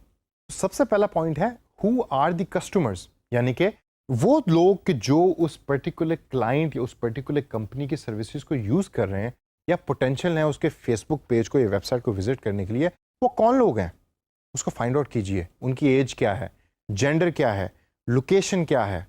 ये तमाम वो चीज़ें हैं कि जो आपके कस्टमर के बारे में डिस्क्रिप्टिव डाटा दे रही होती हैं। जी हाँ, डिस्क्रिप्शन का लफ्ज़ आपने ज़हन रखना है, डिस्क्रिप्टिव डाटा। पहला पेज आपके कस्टमर रिसर्च का जो है वो डिस्क्रिप्टिव होना चाहिए, जिसमें वो बता रहा हो कि जी इसकी एज ये है, इसकी एजुकेशन लेवल ये है, इसका इनकम लेवल ये है, इसका जेंडर ये है। इसको हम कहते हैं डिस्क्रिप्टिव डाटा। तो पहला पॉइंट जिसमें आप हु और आवर कस्टमर्स के अंदर लिखेंगे वो है डिस्क्रिप्शन। सेकेंड पॉइंट आता है कि what exactly are they interested in. क्या वो मूवीज़ में इंटरेस्टेड हैं, क्या वो पैसे खर्च करने में इंटरेस्टेड हैं या पैसे नहीं खर्च करते। वो बाहर से खाना खाना पसंद करते हैं या घर पे खाना खाना पसंद करते हैं। वो न्यूज़पेपर पढ़ते हैं फिजिकल या ऑनलाइन, या न्यूज़ पढ़ते ही नहीं। हम में से काफ़ी ऐसे लोग हैं कि जिनको न्यूज़ पढ़ने का शौक ही नहीं, किताबें पढ़ने का शौक नहीं। आप देखिए अपने इर्द गिर्द लोगों को, वो प्रेफर ये करते हैं कि बस हम फेसबुक पे जाएं और फेसबुक पे जाकर इंफॉर्मेशन को सर्च कर लें, दे डोंट रीड इट। तो अगर आप न्यूज़पेपर एक ऐसे बंदे के सामने रख रहे हैं, ऑनलाइन हो या ट्रेडिशनल हो, जो न्यूज़पेपर पढ़ता ही नहीं, तो उसका कोई फ़ायदा कोई नहीं। तो इसी वजह से सेकंड स्टेप में आप फाइंड आउट करते हैं कि what exactly are they interested in. ये आप सवाल पूछते हैं कस्टमर से, आप सर्वे करते हैं, आप फिजिकल या ऑनलाइन सर्विस भेजते हैं कस्टमर्स को, जो फिल करके आपको वापस भेजते हैं, और उसकी बेस पे आप डाटा प्रेजेंट करते हैं। तीसरे नंबर पे आता है what exactly are they doing या what are they doing online. जी हाँ, वो ऑनलाइन क्या कर रहे हैं। शॉपिंग करते हैं ऑनलाइन, एंटरटेनमेंट देखते हैं, वीडियोस वॉच करते हैं, कंटेंट को शेयर करते हैं, एजुकेशन पर्पसेस के लिए यूज़ करते हैं। ये तमाम चीज़ें आप अपने कस्टमर को पूछते हैं सर्वे के अंदर, और फिर आप उसको बताते हैं अपने क्लाइंट को कि आपको जो कस्टमर है जो इस एज ग्रुप से बिलोंग करता है, जो भी इसके डायनामिक्स हैं, वो ऑनलाइन ये चीज़ें कर रहा है। और लास्ट के अंदर आता है कि what are their sentiments specific about you. वो जो सेंटिमेंट्स हैं आपके पर्टिकुलर ब्रांड के लिए, उनके क्या हैं। वो खुश होते हैं या वो नाराज़ होते हैं। ये ज़्यादातर चीज़ें आप लोगों के कमेंट्स पढ़ के देख सकते हैं, या आप लोगों से डायरेक्ट सवाल भी पूछ सकते हैं कि ये जो ब्रांड है, ये जो वेबसाइट है, ये जो फेसबुक पेज है, उसकी वो आपको क्या फीलिंग देता है। आपको खुशी की फीलिंग आती है, एक्साइटमेंट की फीलिंग आती है, नाराज़गी की फीलिंग आती है, उसको हम सेंटिमेंट्स कहते हैं। और लास्ट के अंदर दोस्तों है स्पेसिफिक क्वेश्चंस का पूछना। जो भी आप रिसर्च के अंदर काम कर रहे हैं उसमें बहुत ज़रूरी ये चीज़ आती है कि you ask very specific questions, don't ask वेग क्वेश्चन। वेग अगर है, आपको कंफ्यूजिंग लग रहा है, तो 2 क्वेश्चंस बना लें, कोई ऐसा हर्ज नहीं है उसके अंदर, लेकिन बड़ा स्ट्रेट फॉरवर्ड सवाल होना चाहिए और उसके स्ट्रेट फॉरवर्ड जवाब होने चाहिए जिनमें से वो एक जवाब को सिलेक्ट करें। तो कस्टमर रिसर्च का जो पहला पोर्शन है उसके अंदर तो आप ये थ्योरी जो मैंने आपको बताई, ये टॉपिक्स बनाएंगे कि जिनको आपने फिल करना है। लेकिन इन टॉपिक्स को फिल कैसे करना है, वो या तो आप मैनुअली एक सर्वे बना लें, क्वेश्चनर बना लें, जो अक्सर कंपनियां बनाती हैं और लोग बना के उसको मार्केटों में उसको फिल करवा रहे होते हैं। लेकिन अगर आपका क्लाइंट नॉर्थ अमेरिका का है और आप बैठे सकर में हैं, तो फिर आप वो काम कैसे करेंगे? वो आप करेंगे ऑनलाइन, और वो मैं आपको सिखाऊंगा अगले सेशन के अंदर कि through a very powerful software how can you collect the data online. Customer और टारगेट मार्केट रिसर्च तो हमने सीख ली, और हमने ये भी देख लिया कि जब आपको रिसर्च ओरिएंटेड प्रोजेक्ट्स मिलेंगे तो वो किस नेचर के हो सकते हैं और किस नौइयत के हो सकते हैं। लेकिन क्या कोई ऐसा प्लेटफॉर्म या ऐसा सॉफ्टवेयर मौजूद है फ्री ऑफ कॉस्ट या at a very nominal cost कि जिसके थ्रू आप बड़ी पावरफुल किस्म की यूज़र रिसर्च कर सकते हैं ऑनलाइन? बिल्कुल मौजूद है, और इस सेशन के अंदर मैं आपको एक ब्रीफ ओवरव्यू दूंगा उस सॉफ्टवेयर का। उस सॉफ्टवेयर का नाम है surveymonkey.com। सर्वेमंकी जो है वो इंडस्ट्री स्टैंडर्ड है पूरी दुनिया के अंदर in order to do market research. आपने भी एज ए फ्रीलांसर जब जॉब्स करनी है मार्केट रिसर्च की ऑनलाइन, या किसी कंपनी के लिए एज ए कंसल्टेंट अगर काम करना है to collect data for that particular company, तो आप भी surveymonkey.com को ही यूज़ करें। तो आइए चलते हैं और देखते हैं कि surveymonkey.com के ऊपर अकाउंट कैसे बनता है, जेनेरिक इंटरफेस क्या है, और एक सर्वे बनाने के लिए हमें क्या क्या करना पड़ता है। आइए उस पर थोड़ी सी नज़र डालते हैं। सबसे पहले हम अपने इंटरनेट ब्राउज़र के अंदर surveymonkey.com का वेब एड्रेस लिखेंगे। वेब एड्रेस लिखने के बाद एंटर करेंगे। मेन पेज पे आपको राइट साइड टॉप के ऊपर साइन अप का बटन नज़र आएगा। साइन अप के बटन पे क्लिक करने के बाद अब सर्वे मंकी जो है वो आपको डिफरेंट ऑप्शंस देगा अकाउंट क्रिएट करने की। पहली ऑप्शन ये है कि आप अपना न्यू अकाउंट क्रिएट कर सकते हैं स्टार्टिंग फ्रॉम स्क्रैच। आप अपने गूगल ईमेल एड्रेस से भी लॉगिन कर सकते हैं, माइक्रोसॉफ्ट ऑफिस 365 की ईमेल एड्रेस से भी कर सकते हैं, फेसबुक और लिंक्डइन के थ्रू भी आप लॉगिन कर सकते हैं सर्वे मंकी पे। तो I will use the Facebook login method, क्योंकि Facebook login method is one click method. अगर आपके अकाउंट पे ऑलरेडी फेसबुक लॉग्ड इन है तो फिर आपको दोबारा ईमेल एड्रेस और पासवर्ड लिखने की ज़रूरत नहीं है, जिस तरह मेरे सिस्टम में आया हुआ। तो the moment you click on Facebook, वो automatically logged in Facebook account को यूज़ करेगा और आपको मेन पेज सर्वे मंकी पे ले जाएगा। अब सर्वे मंकी के मेन पेज पे जब आप पहुंचेंगे तो इस पेज को आपने गौर से एक्सप्लोर करना है। It's a very beautifully designed dashboard जिसके अंदर आपके टोटल सर्विस रिलेटेड डाटा भी आ रहा होता है। फॉर एग्जांपल मेरा भी चूँकि अकाउंट नया है तो इस वजह से टोटल रिस्पॉन्सेज ज़ीरो आ रहे हैं, कितने सर्वे मेरे ओपन हैं, कितने ड्राफ्ट में है, ये तमाम डाटा भी फ़िलहाल ज़ीरो है। लेकिन जैसे जैसे आप सर्विस बनाएंगे आपको रिस्पॉन्सेज रिसीव होंगे तो ये डाटा जो है पॉपुलेट होना शुरू हो जाएगा। इसी तरीके से एवरेज कंप्लीशन रेट भी है यहाँ कि कितने लोगों ने जो है वो आपके सर्वे को कंप्लीट किया है और कितना टाइम लगा है आपके सर्वे को कंप्लीट करने में। उसको अगर हम थोड़ा स्क्रॉल डाउन करके देखें तो आपके प्रोफाइल के बारे में सर्वे मंकी इन्फॉर्मेशन दे रहा है जिसको आप फिल कर सकते हैं। उसके बाद क्विक पोल आपसे फ़िलहाल अभी पूछ रहा है और कुछ सर्वे के टिप्स हैं। क्रिएटिंग ए सर्वे बड़ा ही सिंपल प्रोसेस है। You can just click on this create survey button इधर फ्रॉम हेयर, या ये टॉप के ऊपर भी एक क्रिएट सर्वे का बटन है। जब आप क्रिएट सर्वे पे क्लिक करेंगे तो this is the first step in order to develop a questionnaire, कि जो क्वेश्चन फिर आप सर्कुलेट करेंगे मार्केट में इधर ऑनलाइन और ऑफलाइन, और उसके ऊपर डाटा कलेक्ट करेंगे जिसके थ्रू आप रिसर्च कर सकते हैं, और जब आपके पास डाटा रिसीव हो जाएगा तो उसके बेस पे फिर आप डिसीजन मेकिंग भी कर सकते हैं। तो आपके पास एक ऑप्शन है कि you can actually start developing this survey from scratch, यानी कि बिल्कुल बिगिनिंग से, या ये है कि आपके पास अगर कोई एग्जिस्टिंग सर्वे पड़ा हुआ है जो आपने पहले बनाया उसको भी आप कॉपी कर सकते हैं। मुझे ज़्यादा इनकी जो टेम्पलेट्स वाली फंक्शन है वो ज़्यादा पसंद है सर्वे मंकी के अंदर। यहाँ बेतहाशा से टेम्पलेट्स हैं कि जो सर्वे मंकी प्रोवाइड करता है और उसको आप यूज़ कर सकते हैं for your own research also. For example अगर आप कस्टमर सेटिस्फेक्शन का सर्वे कर रहे हैं जो ज़्यादातर यूज़ हो रहा होता है कंपनियों में, तो you can use their template, और जब आप उस टेम्पलेट पे क्लिक करेंगे तो वो आपको एक ओवरऑल ब्रीफ भी देगा कि उसका कितने क्वेश्चंस हैं उसमें, कितनी दफ़ा ये टेम्पलेट यूज़ हुआ है। तकरीबन 7 लाख से ज़्यादा लोगों ने इसको यूज़ किया है और उसको टोटल कंप्लीट करने का टाइम 2 मिनट है, which is a very good time actually.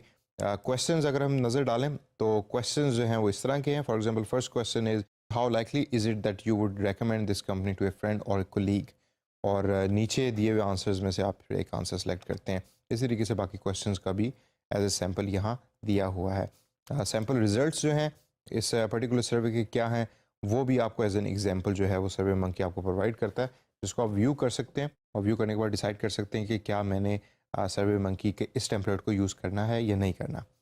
Once you are ready कि आप इस टेम्पलेट को यूज़ करना चाहते हैं तो then you click on this green button which says use this template. अच्छा, एक चीज़ आप ज़हन में रखिए कि ज़रूरी नहीं कि टेम्पलेट को जब आप सेलेक्ट कर रहे हैं तो आपको एज़ इट इज़ इसको यूज़ करना पड़ेगा। आप टेम्पलेट को यूज़ करें और उसके बाद इसको चेंज करें as per your own requirement, which is always a good practice. अभी आपके पास एक सर्वे का टेम्पलेट आ चुका है और इसको आप जैसे चाहें आप इसको चेंज कर सकते हैं। फॉर एग्जांपल पहले क्वेश्चन में है कि how likely is that you would recommend this company. मैं इसको अगर चेंज करना चाहूँ तो मैं कंपनी की जगह के ऊपर उस कंपनी का नाम लिख सकता हूँ जिसके लिए मैं रिसर्च कर रहा हूँ। तो फॉर एग्जांपल अगर मैं कहूँ कि मैं किसी कोला कंपनी के लिए रिसर्च कर रहा हूँ तो I will write cola over here and then I click on save, और सेव पे जब मैं क्लिक करूँगा तो क्वेश्चन जो है वो एक्चुअली चेंज हो जाएगा। इसी तरीके से आप जो आंसर हैं नीचे उसके ऑप्शंस को भी चेंज कर सकते हैं, उसकी लॉजिक को भी चेंज कर सकते हैं, और बड़ा ही सिंपल और स्ट्रेट फॉरवर्ड तरीके से तमाम क्वेश्चंस को आप इस तरीके से चेंज करने के बाद जब ये बिल्कुल फाइनल हो जाएगा and when you are ready कि जी अच्छा अब मैंने सर्वे को डिस्ट्रीब्यूट करना है और लोगों से डाटा कलेक्ट करवाना है, तो देन यू मूव फॉरवर्ड। यहाँ it is always a good practice to use your logo on your survey, it gives a very credible feel of a survey. Once you click on the next button, अगला जो है वो आपके सर्वे का preview होता है, और ओवरऑल जो सर्वे मंकी आपके सर्वे के बारे में स्कोर दे रहा होता है वो भी आपको यहाँ सामने नज़र आएगा। लेट्स सी, अगर आप राइट साइड पे देखें तो सर्वे मंकी की अपनी एक असेसमेंट के मुताबिक this is a perfect template, 89% completion rates का हो सकता है और 2 मिनट्स को कंप्लीट करने में लगेंगे। तो ओवरऑल आपका सर्वे अच्छा है and this is a very good function of survey monkey की, जिसमें आपको वो गाइड कर रहा होता है कि आपका सर्वे अच्छा बना है या नहीं बना। अगर आपने इसका व्यू को चेंज करना है तो you can actually do it from here. आप अपने मोबाइल व्यू को भी इसको कर सकते हैं, और ये सबसे ज़्यादा इंपॉर्टेंट और इंटरेस्टिंग स्टेप है। अब यहाँ ये सर्वे मंकी आपसे पूछ रहा है कि आपने इस सर्वे को डिस्ट्रीब्यूट कैसे करना है। आपने ईमेल के थ्रू भेजना है, आपने वेब लिंक किसी जगह पे इंटीग्रेट करना है, या ईमेल के थ्रू लोगों को वेब लिंक भेजना है, सोशल मीडिया पे पोस्ट करना है, फेसबुक मैसेंजर में पोस्ट करना है, मोबाइल ऐप में करना है, ऐड डाटा मैनुअली, या मैनुअली भी कर सकते हैं इसमें डाटा कि आप मोबाइल लोगों के पास लेके जाएं और उनके थ्रू डाटा उसके अंदर इंटीग्रेट करवाएं। और आप रिस्पॉन्सेज भी बाय कर सकते हैं, यूपे सर्वे मंकी, और फिर वो आप लोगों को रिस्पॉन्सेज ढूंढ के देते हैं और पीपल रिस्पॉन्ड ऑन योर सर्वे।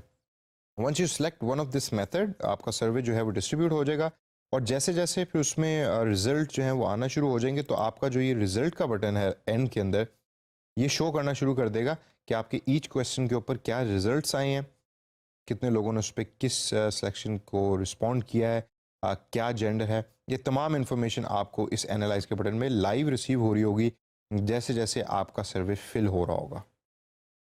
हमने बड़ा ब्रीफली देखा कि सर्वे मंकी किस तरीके से यूज़ किया जाता है। अब एक चीज़ आप जहन में रखें, आप ख्वाह पाकिस्तान में किसी कंपनी के लिए मार्केट रिसर्च की जॉब कर रहे हैं या ऑनलाइन कर रहे हैं, सर्वे मंकी का इस्तेमाल आपको आना भी चाहिए और आप इसको करेंगे भी। तो इसको अपने तौर के ऊपर प्रैक्टिस करें, इसमें देखें कि कौन कौन सी ऑप्शंस मौजूद हैं। बेसिक लेवल पे रहिए, ज़्यादा एडवांस लेवल पे जाने की मैं आपको सजेस्ट नहीं करूँगा इस पर्टिकुलर सॉफ्टवेयर में। और once you have created a survey और आपको एक ग्रिप इस सॉफ्टवेयर के ऊपर आ जाएगी, तो you can go out, ask any company to give you the project of market research, और डाटा एनालाइज करके फिर आप उनको प्रोवाइड करें।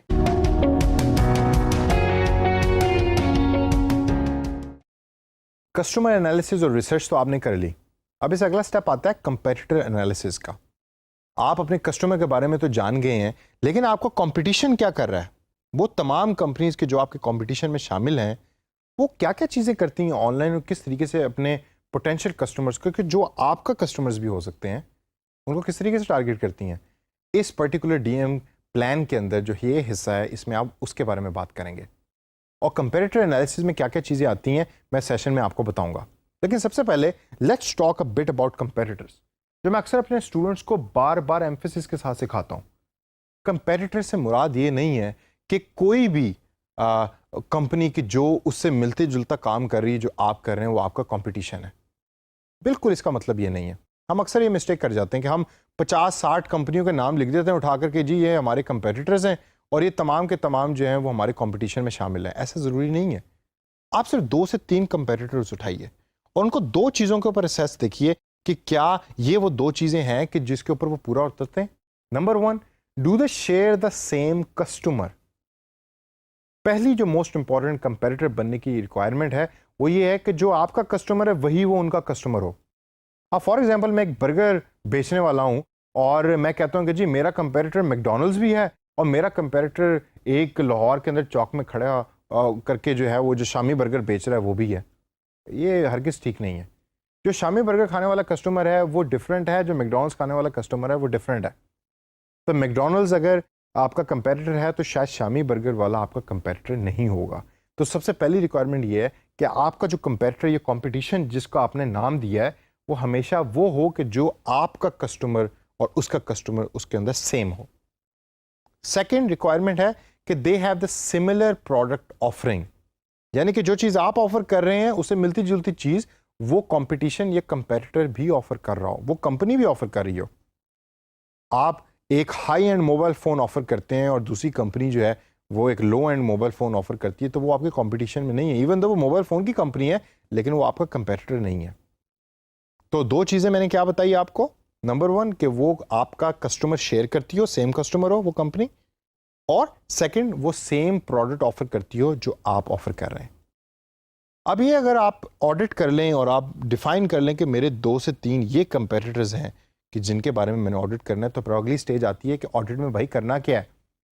सबसे पहले ऑडिट में चीज़ आती है वेबसाइट ऑडिट। जी हाँ, ये हम डिजिटल मार्केटिंग प्लान बना रहे हैं, मार्केटिंग प्लान नहीं बना रहे। तो ये जो मार्केटिंग के जो स्टूडेंट्स इधर उधर आप देख रहे हैं कि ओहो डॉक्टर साहब ये क्या बताने लग गए हैं, हमने तो मार्केटिंग प्लान में कुछ और पढ़ा है। भाई ये डिजिटल मार्केटिंग प्लान है, तो हम डिजिटल की बात करेंगे सिर्फ इसमें। उसमें क्या चीज़ आएगी, सबसे पहले वेबसाइट ऑडिट। देखिए कि वेबसाइट क्या है, एग्जिस्ट करती है उसका लोडिंग टाइम क्या है, कितने यूज़र्स उसके ऊपर आते हैं, उसका डिज़ाइन कैसा है, उन तमाम चीज़ों का ऑडिट कीजिए। आप एक टेबल बना लें, लेफ्ट साइड के ऊपर उसमें ऑडिट के कंपोनेंट्स लिखे हों, जिस तरह फॉर एग्जांपल एक कंपोनेंट डिज़ाइन का है, यूजेबिलिटी का भी कंपोनेंट हो सकता है, और राइट साइड के ऊपर डिटेल लिखी हुई हो। तो website audit is the first thing. The second one is social media comparison. Social media comparison में आप उनके तमाम सोशल मीडिया प्रेजेंस जिन जिन चैनल्स पे है उन तमाम को ऑडिट करते हैं। उसमें आप क्या चीज़ें देखते हैं? उसमें देखते हैं ऑडियंस ग्रोथ रेट क्या है, कितनी तेज़ी से ऑडियंस ग्रो हुई है उनके तमाम सोशल मीडिया जो चैनल्स हैं उनके ऊपर। कंटेंट डिस्ट्रीब्यूशन कैसे हो रही है, इंस्टाग्राम पे कितनी होती है और फेसबुक पे कितनी होती है। कंटेंट इंगेजमेंट क्या है, हो सकता है कंटेंट डिस्ट्रीब्यूशन इंस्टाग्राम पे कम है लेकिन इंगेजमेंट ज़्यादा है उसके ऊपर, ये ऑडिट का हिस्सा होगी। और लास्ट के अंदर कि जो इंटरेक्शंस हो रही हैं उसके ऊपर वो कितनी हो रही हैं और किस तरीके से हो रही हैं, द शेयर ऑफ इंटरेक्शंस कितना शेयर है, उसका भी ऑडिट करते हैं। और फिर तीसरे नंबर पे आता है एसईओ और कीवर्ड एनालिसिस का ऑडिट। आप ये देखते हैं कि जो आपकी कंपटीशन है वो किस तरह के कीवर्ड्स को यूज़ कर रहा है, आपको ये फाइंड आउट करना पड़ेगा, डिग डीप करना पड़ेगा, रिसर्च करनी पड़ेगी, और फिर आप अपने कीवर्ड्स के साथ उसको मैच करेंगे आगे चल के। और ज़हन में रखिए कि गूगल के प्लेटफॉर्म के ऊपर कीवर्ड्स आर द किंग। तो अगर कीवर्ड्स अच्छे हैं तो एक फियर्स कंपटीशन आपस में होगा, और कंपटीशन होगा तो फिर या आप जीत रहे होंगे या आपका कंपेटिटर जीत रहा होगा। तो दोस्तों, कंपेटिटर एनालिसिस के अंदर डिजिटल मार्केटिंग प्लान में बस ये 3 चीज़ें हैं जो उसका हिस्सा बनती हैं, और इन तीनों चीज़ों को आप इंटीग्रेट करें और डिटेल के अंदर ऑडिट दीजिए। और जब आप ये ऑडिट अपने क्लाइंट के सामने रखेगा तो वो, जैसा मैंने पहले भी कहा था, कि उसकी आंखें खुली की खुली रह जाएंगी कि अच्छा, मेरा कंपेटिटर यानी कि मेरी जो कंपटीशन में कंपनी है वो ये काम कर रही है, तो मैं तो इसके मुकाबले में कुछ भी नहीं कर रहा, या मैं शायद इससे ज़्यादा कर रहा हूँ। तो इसका फ़ायदा आपको भी होगा एज ए फ्रीलांसर, क्योंकि आपका एक अच्छा इंप्रेशन डलेगा और क्लाइंट को अच्छी खासी information. Research and analysis are done, और अब बात आती है अपॉर्चुनिटीज़ एंड थ्रेट्स को असेस करने की। आप अपने डॉक्यूमेंट में एक हिस्सा लिखेंगे कि जिसमें आप बताएंगे कि भाई आपकी कंपनी के लिए ये वाली अपॉर्चुनिटीज़ हैं जो अवेलेबल हैं और ये थ्रेट्स हैं जिससे आपको बचना है। लेकिन ये अपॉर्चुनिटीज़ और थ्रेट्स होते क्या हैं? ये वो एक्सटर्नल फोर्सेस हैं कि जो आपके कंट्रोल में नहीं है, these are out of your control. For example, आप रक्षा चलाते हैं, और रक्षा चलाने की सबसे एक जो इंपॉर्टेंट चीज़ जो आपको चाहिए चलाने के लिए वो पेट्रोल है। तो जो पेट्रोल की प्राइसेस हैं, क्या वो आपके कंट्रोल में है? हरगिज़ नहीं, वो गवर्नमेंट के कंट्रोल में। तो अगर 70 रुपए का या 80 रुपए का आज लीटर है और एकदम आप सुबह उठे और आपने देखा कि जी 95 रुपए का 1 लीटर पेट्रोल हुआ है, तो वो आपके कंट्रोल में नहीं है। तो ये आपके लिए अपॉर्चुनिटी हुई या आपके लिए थ्रेट हुआ? ये आपके लिए थ्रेट हुआ।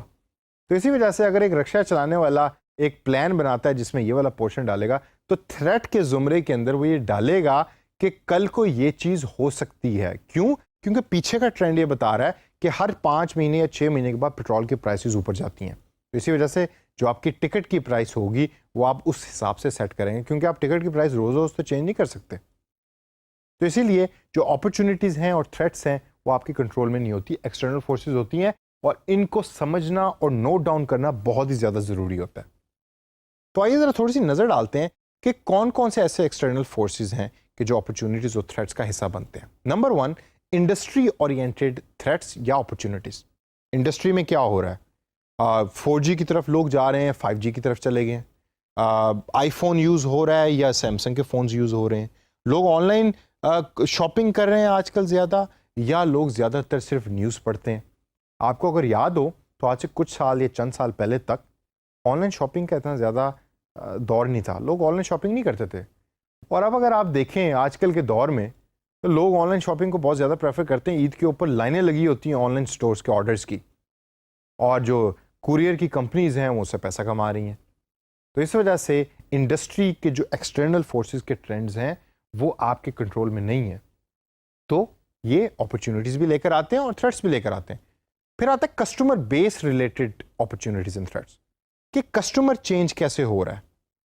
कस्टमर चेंज एज वाइज भी हो सकता है, अपने यूजेज पैटर्न की वजह से भी चेंज हो सकता है, उस पर भी आपका कंट्रोल नहीं है।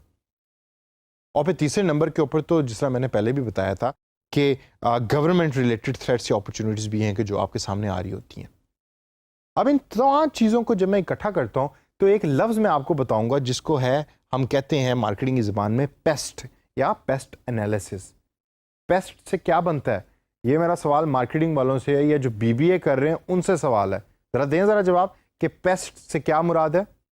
Paste is a short form of a very important analysis which is part of every marketing plan, let alone digital marketing plan. P is for political analysis. E is for economic analysis. S is for social analysis और T is for technological analysis. आप ये चारों चीज़ों का analysis करते हैं और इसकी बेस के ऊपर अपॉर्चुनिटीज और थ्रेट्स को फाइंड आउट करते हैं।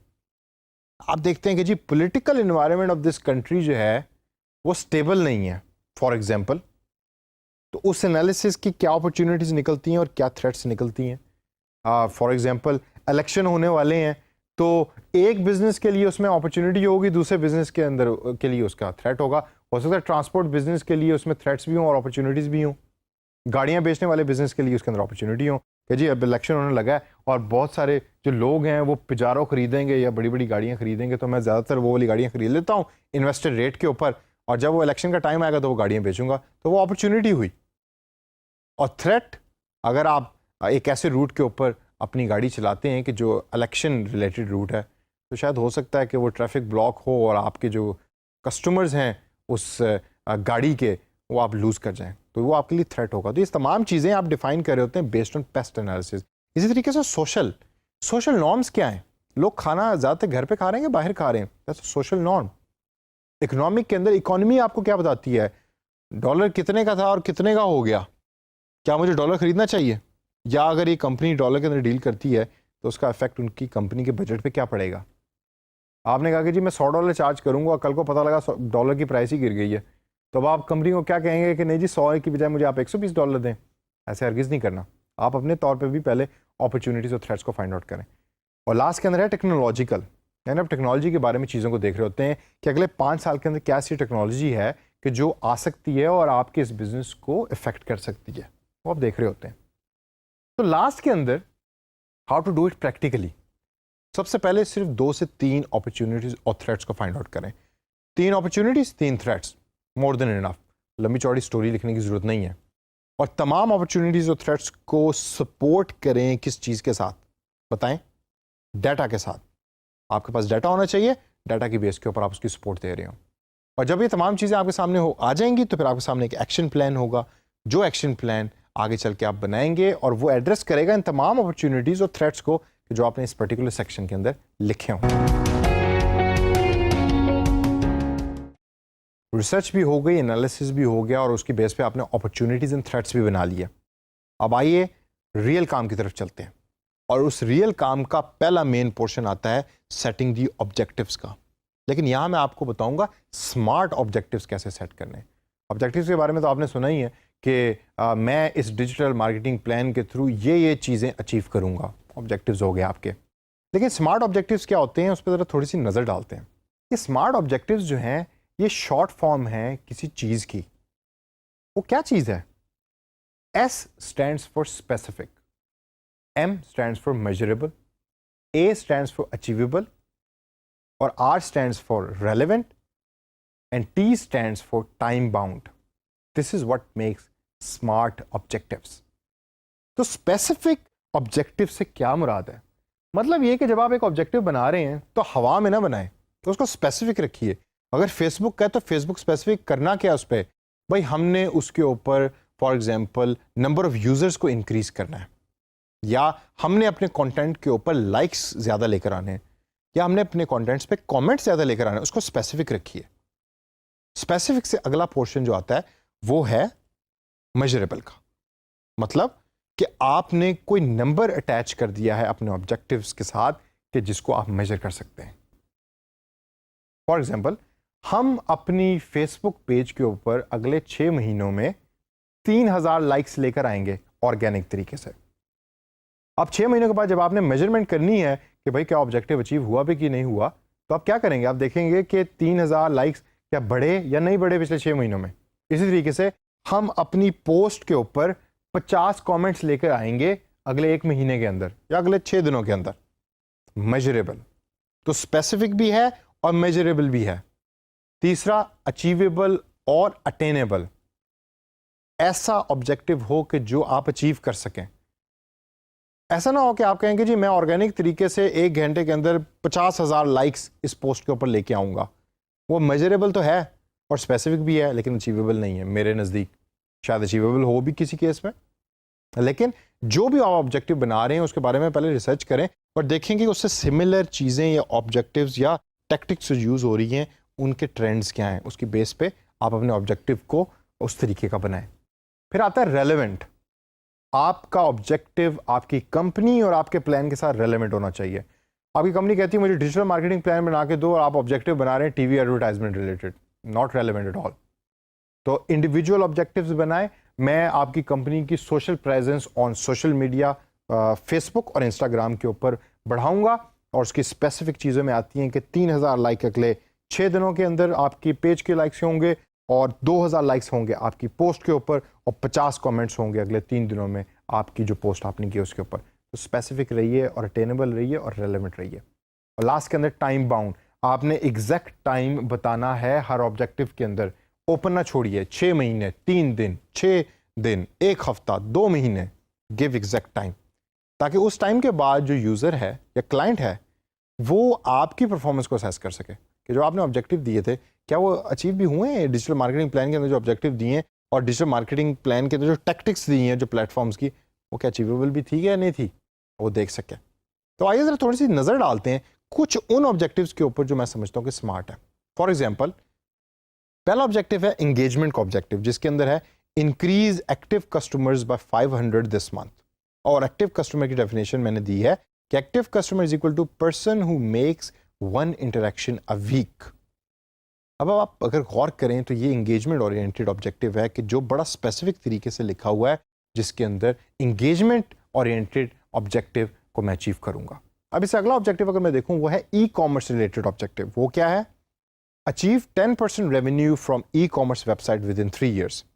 और ई कॉमर्स के बाद अगला ऑब्जेक्टिव लीड ऑब्जेक्टिव है, जिसके अंदर आई कैन से कि get 1500 new online customers this year at an average cost per acquisition या CPA of $15 and profitability of $20। अब आप देख रहे हैं कि स्मार्ट ऑब्जेक्टिव की वो तमाम चीज़ें कितनी पर्टिनेंट तरीके से इन ऑब्जेक्टिव्स के अंदर ब्लेंड की हुई हैं। तो दोस्तों, ये जहन में रखिए कि जब आप ऑब्जेक्टिव बना रहे हैं तो आप जहन लगाकर गौर से खामोशी से बैठ के उसको बनाएं और स्मार्ट के इस पर्टिकुलर टूल को यूज़ कीजिए। हर ऑब्जेक्टिव स्पेसिफिक होना चाहिए और स्पेसिफिक के साथ साथ टाइम बाउंड हो और दरमियान में जितनी बाकी एलिमेंट्स हैं स्मार्ट ऑब्जेक्टिव बनाने के, वो उसका हिस्सा हों। जब आप इस तरह का ऑब्जेक्टिव बनाएंगे तो आपकी लाइफ भी बड़ी आसान होगी और आपकी क्लाइंट की लाइफ भी बड़ी आसान होगी। आपको पता होगा कि आपने क्या मेजर करना है at the end of the day और आपकी परफॉर्मेंस किस तरीके से मेजर हो। ऑब्जेक्टिव सेट करने के बाद अगला स्टेप आता है कि आपने प्लेटफॉर्म्स की डिटेल्स देनी है अपने DM प्लान के अंदर। वो कौन से ऐसे प्लेटफॉर्म हैं कि जो आपका क्लाइंट यूज़ करे in order to achieve all the objectives के जो आपने पहले बनाकर उस डॉक्यूमेंट के हिस्से में लिख दिए हैं। तो आइए ज़रा उसके ऊपर थोड़ी सी नज़र डालते हैं और देखते हैं कि इस पर्टिकुलर सेक्शन के अंदर क्या क्या ऐसी चीज़ें हैं कि जो आपने लिखनी है। सबसे पहला point, which platforms are relevant for me. मेरी जो कैंपेन जो डिजिटल मार्केटिंग में बना रहा हूँ उसमें क्या इंस्टाग्राम की ज़्यादा रेलेवेंसी बेहतर है या फेसबुक की बेहतर है या लिंक्डइन की हो सकता है बेहतर हो। तो कौन कौन से ऐसे प्लेटफॉर्म हैं कि जो मेरे नज़दीक रेलेवेंट हैं इस प्लान के लिए, और उन रेलेवेंट प्लेटफॉर्म के बारे में आप थोड़ा थोड़ा ब्रीफली लिखिए कि लिंक्डइन को मैं यूज़ कर रहा हूँ इस प्लान में बिकॉज ऑफ दिस रीज़न। एक लाइन लिख दें, more than enough. Facebook use कर रहा हूँ because of this reason, Snapchat use कर रहा हूँ बिकॉज ऑफ दिस रीज़न। और उन तमाम रेलेवेंसी की चीज़ें आप इस पर्टिकुलर पहले टॉपिक के अंदर लिख दें। फिर आता second topic, what are my objectives. जो आपने ऑब्जेक्टिव्स बनाए उनको दोबारा वापस लेकर आए और लाकर इन पर्टिकुलर प्लेटफॉर्म के साथ मर्ज करें। जब आप मर्ज करेंगे तो देखेंगे क्या वो ऑब्जेक्टिव इन प्लेटफॉर्म्स पे अचीवेबल हैं और वो एक कंबाइंड तरीके से आप एक पेज के ऊपर मेंशन कर रहे होंगे। लेफ्ट साइड पे ऑब्जेक्टिव, राइट साइड पे प्लेटफॉर्म और एंड के अंदर जस्टिफिकेशन कि लिंक्डइन पे ये वाला ऑब्जेक्टिव इस तरीके से अचीव होगा, इस वजह से लिंक्डइन मैंने यूज़ किया। तीसरे नंबर के ऊपर, what channels my customers are using. ये भी बहुत ज़रूरी है कि जब आप एक प्लेटफॉर्म की सिलेक्शन कर रहे हैं तो ये देखना ज़रूरी है कि क्या मेरे कस्टमर्स भी वो प्लेटफॉर्म यूज़ कर रहे हैं, क्या लिंक्डइन मेरा कस्टमर यूज़ कर रहा है, और वो उसकी जस्टिफिकेशन में चला जाएगा। अगला point, what channels are my competitor using. मेरे जो कंपटीशन में लोग हैं, ये कंपनीज हैं, वो कौन कौन से चैनल्स या प्लेटफॉर्म्स को यूज़ कर रही हैं, उनको भी साइड बाय साइड लिखिए इस पर्टिकुलर टॉपिक के अंदर। और दिखाइए कि लिंक्डइन हम यूज़ कर रहे हैं तो मेरा कंपेरेटर भी यूज़ कर रहा है या मेरा कंपेरेटर यूज़ नहीं कर रहा, तो इसकी दोनों की जस्टिफिकेशन आप देंगे। इससे अगली चीज़, what kind of content will I share. जी हाँ, इन प्लेटफॉर्म्स के ऊपर मैं किस तरह का कंटेंट शेयर करूंगा, ये भी आप डिजिटल प्लान के अंदर लिखेंगे कि मैं फेसबुक के ऊपर ज़्यादा शेयर करूंगा इमोशन रिलेटेड कंटेंट, इंस्टाग्राम पे मैं ज़्यादा शेयर करूंगा एंटरटेनमेंट रिलेटेड, और यूट्यूब पे मैं ज़्यादा शेयर करूंगा for example information oriented again. तो इस वजह से आप तमाम वो कंटेंट जो शेयर करेंगे डिफरेंट प्लेटफॉर्म्स पे, उसको आप कंबाइन करके लिखते हैं इस पार्ट में। और लास्ट के अंदर how many channels can I manage. Company जिसके लिए आप प्लान बना रहे हैं, आप उसकी जब इंटरनल ऑडिट कर रहे होंगे तो आपको आइडिया हो जाएगा कि वो कंपनी कितने चैनल्स को मैनेज कर सकती है। फॉर एग्जांपल अगर उसमें 3-4 डिजिटल मार्केटिंग के लोग हैं जिनकी कैपेबिलिटी इतनी अच्छी नहीं है, तो हो सकता है वो फेसबुक भी सही तरीके से मैनेज ना कर सके। तो इस वजह से आप उसका भी ऑडिट यहाँ लिखें और इस पार्ट के अंदर उसको मेंशन करें। तो दोस्तों, इस पर्टिकुलर सेक्शन में आपने ये तमाम चीज़ें लिखनी है और ये बताना है कि प्लेटफॉर्म जब सेलेक्ट कर रहे हैं तो ये चीज़ें इस तरीके से अपीयर हो रही हैं रियल टाइम इन्वायरमेंट में। और अगेन कोशिश करें कि लफ्ज़ कम हो, ग्राफिक्स ज़्यादा हों, और जस्टिफिकेशन दें। Justification is always being liked by. Targeting और सेगमेंटेशन, ये मैं आपको हमेशा सजेस्ट करूंगा कि आप डीएम प्लान के अंदर इसको इंक्लूड करें। जब आपने ऑब्जेक्टिव्स ऐड कर दिए और प्लेटफॉर्म्स को सिलेक्ट कर लिया, तो अब ज़रूरत है कि आप ये भी बताएं कि कौन सा सेगमेंट और टारगेट है जिसको आप ये मैसेज पहुंचाना चाह रहे हैं। तो सेगमेंटेशन और टारगेटिंग से बेसिकली मुराद ये है कि आप वो टारगेट मार्केट उठाते हैं या वो सेगमेंट उठाते हैं उस मार्केट में से कि जिस तक आप अपना मैसेज पहुंचाना चाहते हैं। You are breaking customer base into groups and you are focusing marketing efforts on a few groups. आप अपनी मार्केटिंग एफर्ट तमाम मार्केट के ऊपर फोकस नहीं कर रहे होते, सिर्फ उन चंद ग्रुप्स पे फोकस कर रहे होते हैं कि जिनको आपने टारगेट किया हुआ है। लेकिन सेगमेंटेशन और मार्केट या टारगेट मार्केट करना क्यों ज़रूरी है? सबसे पहले ये तो एक्चुअली सेव्स यू मनी और लॉट ऑफ मनी। जब आपने डिफाइन कर लिया कि मेरी जो मैसेज है वो इस एज के लोगों तक और इस लोकेशन के लोगों तक और वो ये चीज़ें पसंद करते हो पहुंचना चाहिए, तो आप अच्छे खासे पैसे सेव कर रहे हैं। और ये तमाम डाटा आपके पास एनालिसिस के लिए आ रहा होता है आपकी कस्टमर रिसर्च के पार्ट से जो आपने पहले किया था। तो सेव मनी से अगली चीज़ है रिचर कैंपेन। मतलब कि जो कैंपेन आप डिज़ाइन करते हैं वो आप उस पर्टिकुलर यूज़र को जहन में रख के डिज़ाइन कर रहे होते हैं। इस वजह से भी आप सेगमेंटेशन और टारगेटिंग करते हैं। और लास्ट के अंदर फोकस्ड कैंपेन, रिचर भी है और फोकस्ड भी है। वो डायरेक्टली फोकस करती है उस पर्टिकुलर यूज़र पे कि जो यूज़र आपका पोटेंशियल कस्टमर है, आपके क्लाइंट का पोटेंशियल कस्टमर है। तो आइए ज़रा थोड़ी सी नज़र डालते हैं कि सबसे पहले हाउ टू सेगमेंट, यानी कि सेगमेंटेशन होती कैसे है। सबसे पहले सेगमेंटेशन होती है डेमोग्राफिक बेस के ऊपर। आप अपनी पूरी पॉपुलेशन को डेमोग्राफिक्स यानी कि उनकी एज की बेस पे, उनके इनकम की बेस पे, उनकी लोकेशन की बेस के ऊपर उसको डिवाइड कर लेते हैं या डिस्ट्रीब्यूट कर लेते हैं।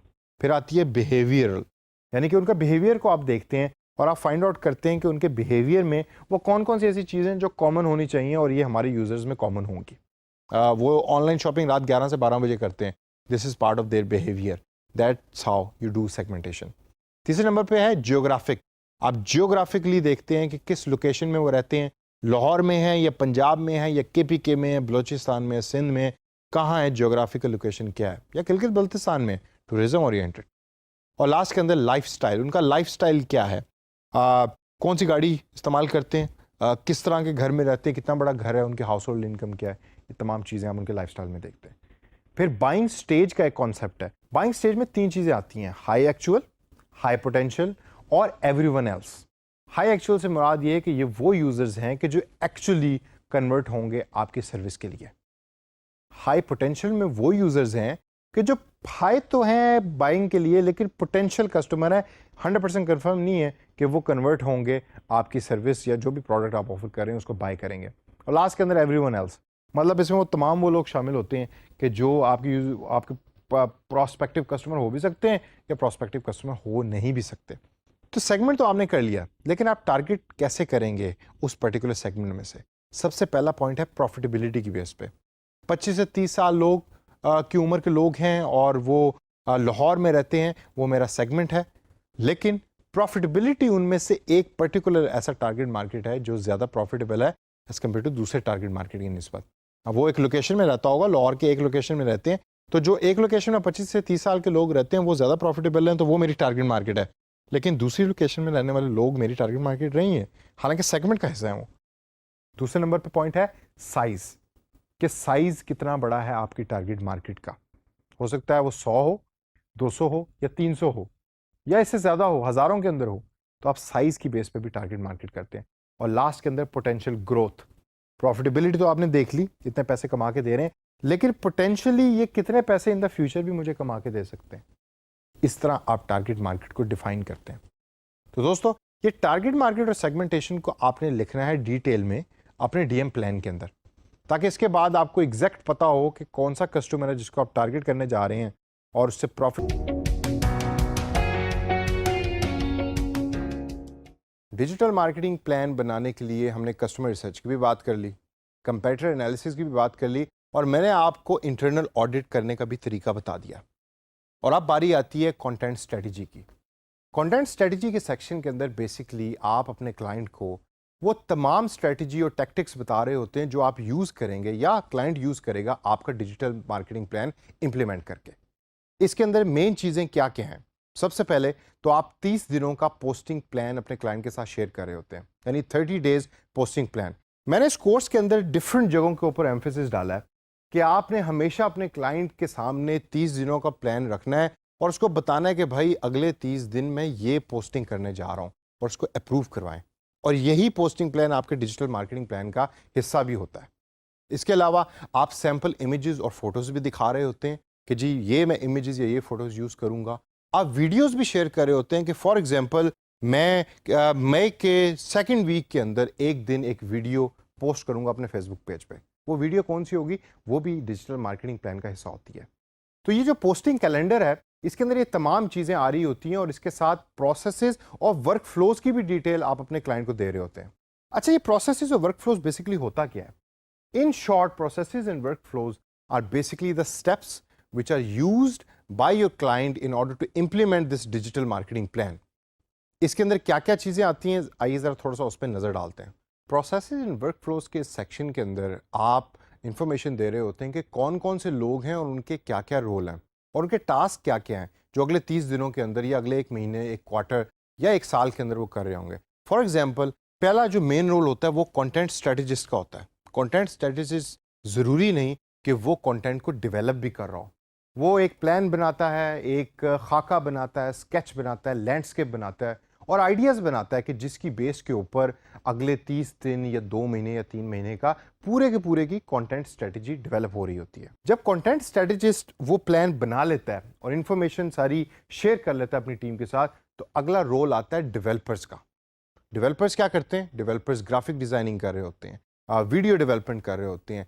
हर वो काम जो कंटेंट स्ट्रेटजिस्ट ने सजेस्ट किया है, जो आइडियाज़ दिए हैं, उस आइडियाज़ को एक्चुअल रियल फॉर्म के अंदर कंप्यूटर के अंदर जनरेट करते हैं और डेवलप करके आगे प्रोवाइड करते हैं अपनी अगली टीम मेंबर को। जो अगला टीम मेंबर होता है वो होता है क्वालिटी कंट्रोल का, यानी कि वो शख्स देख रहा होता है कि क्या जो ऑब्जेक्टिव्स थे, जो गाइडलाइंस क्लाइंट ने दी थी, उसके मुताबिक ये तमाम कंटेंट बना है, और अगर वो उसके मुताबिक है तो क्वालिटी कंट्रोल वाला उसको टिक मार्क करके पोस्टिंग वाले को दे देता है कि भाई ये अब कंटेंट रेडी टू पोस्ट है और आप अपने पोस्टिंग कैलेंडर के मुताबिक इस कंटेंट को ऑनलाइन पोस्ट करें। जब पोस्टिंग शुरू हो जाती है तो पोस्टिंग के बाद प्रमोशन का एरिया आता है कि जिसके अंदर पेड प्रमोशन चल रही होती है। ये भी वर्क फ्लो का हिस्सा है, ये भी आपने अपने डिजिटल मार्केटिंग प्लान के अंदर लिखना है। और एंड के अंदर आते हैं मेंटेनेंस वाले कि आपने पोस्टिंग कर दी, प्रमोशन चल रही है, कंटेंट भी बन चुका है, लेकिन रिपोर्टिंग के बाद यानी ऑब्जर्वेशन के बाद ये पता लगेगा उसमें कुछ ऐसी चीज़ें हैं कि जिसको हमने चेंज करना है। उसको मैं मेंटेनेंस का नाम देता हूँ, और वो मेंटेनेंस वाला बंदा फिर उसको बेस्ड ऑन द रिक्वायरमेंट या बेस्ड ऑन द फीडबैक उन चीज़ों को चेंज कर रहा होता है। अब ये पूरा एक वर्क फ्लो है जो कंटेंट स्ट्रेटजिस्ट से शुरू हुआ और मेंटेनेंस वाले पे आकर रुका, और ये लूप के अंदर बार बार चलता रहता है। तो अगर दोबारा हम इसको रिपीट करें तो कंटेंट स्ट्रेटजिस्ट ने आइडिया बनाया, उसके बाद जो डेवलपर है उसने उस आइडिया को अमली जामा पहनाया, यानी विजुअली कोई चीज़ डेवलप की, क्वालिटी कंट्रोल वाले ने उसको देखा, उसको अप्रूव किया, पोस्टिंग वाले ने पोस्ट करके उसको प्रमोट किया, और एंड के अंदर मेंटेनेंस वाले ने इवेंचुअली देखा कि ये कंटेंट जो है क्या हमारी स्ट्रेटजी और ऑब्जेक्टिव के मुताबिक है। तो दोस्तों, इन तमाम चीज़ों के बाद आपका जो डिजिटल मार्केटिंग प्लान है वो इम्प्लीमेंटेशन स्टेज के ऊपर आ चुका होता है। तो ये वाला जो पोर्शन है कि जिसके अंदर आप अपनी कंटेंट स्ट्रेटेजी शेयर करे होंगे क्लाइंट के साथ, इस पे सबसे ज़्यादा टाइम आपने लगाना है, क्योंकि मेरे एक्सपीरियंस के मुताबिक ज़्यादातर क्लाइंट्स आपकी कंटेंट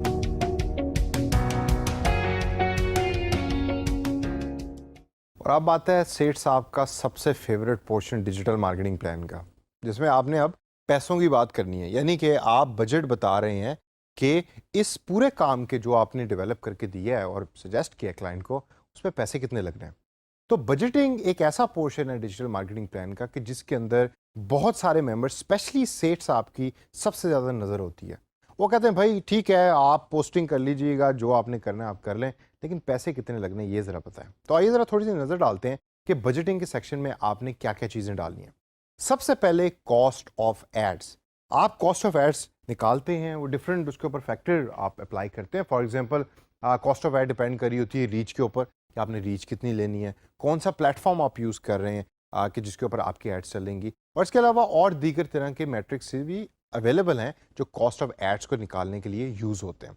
तो कॉस्ट ऑफ एड्स निकालने के लिए आप इन तमाम इन्फॉर्मेशन को देखिए और जहन में रखिए कि एग्जैक्ट स्पेसिफिक कॉस्ट आपने निकालनी है जो आपको चाहिए एड्स को रन करने के लिए।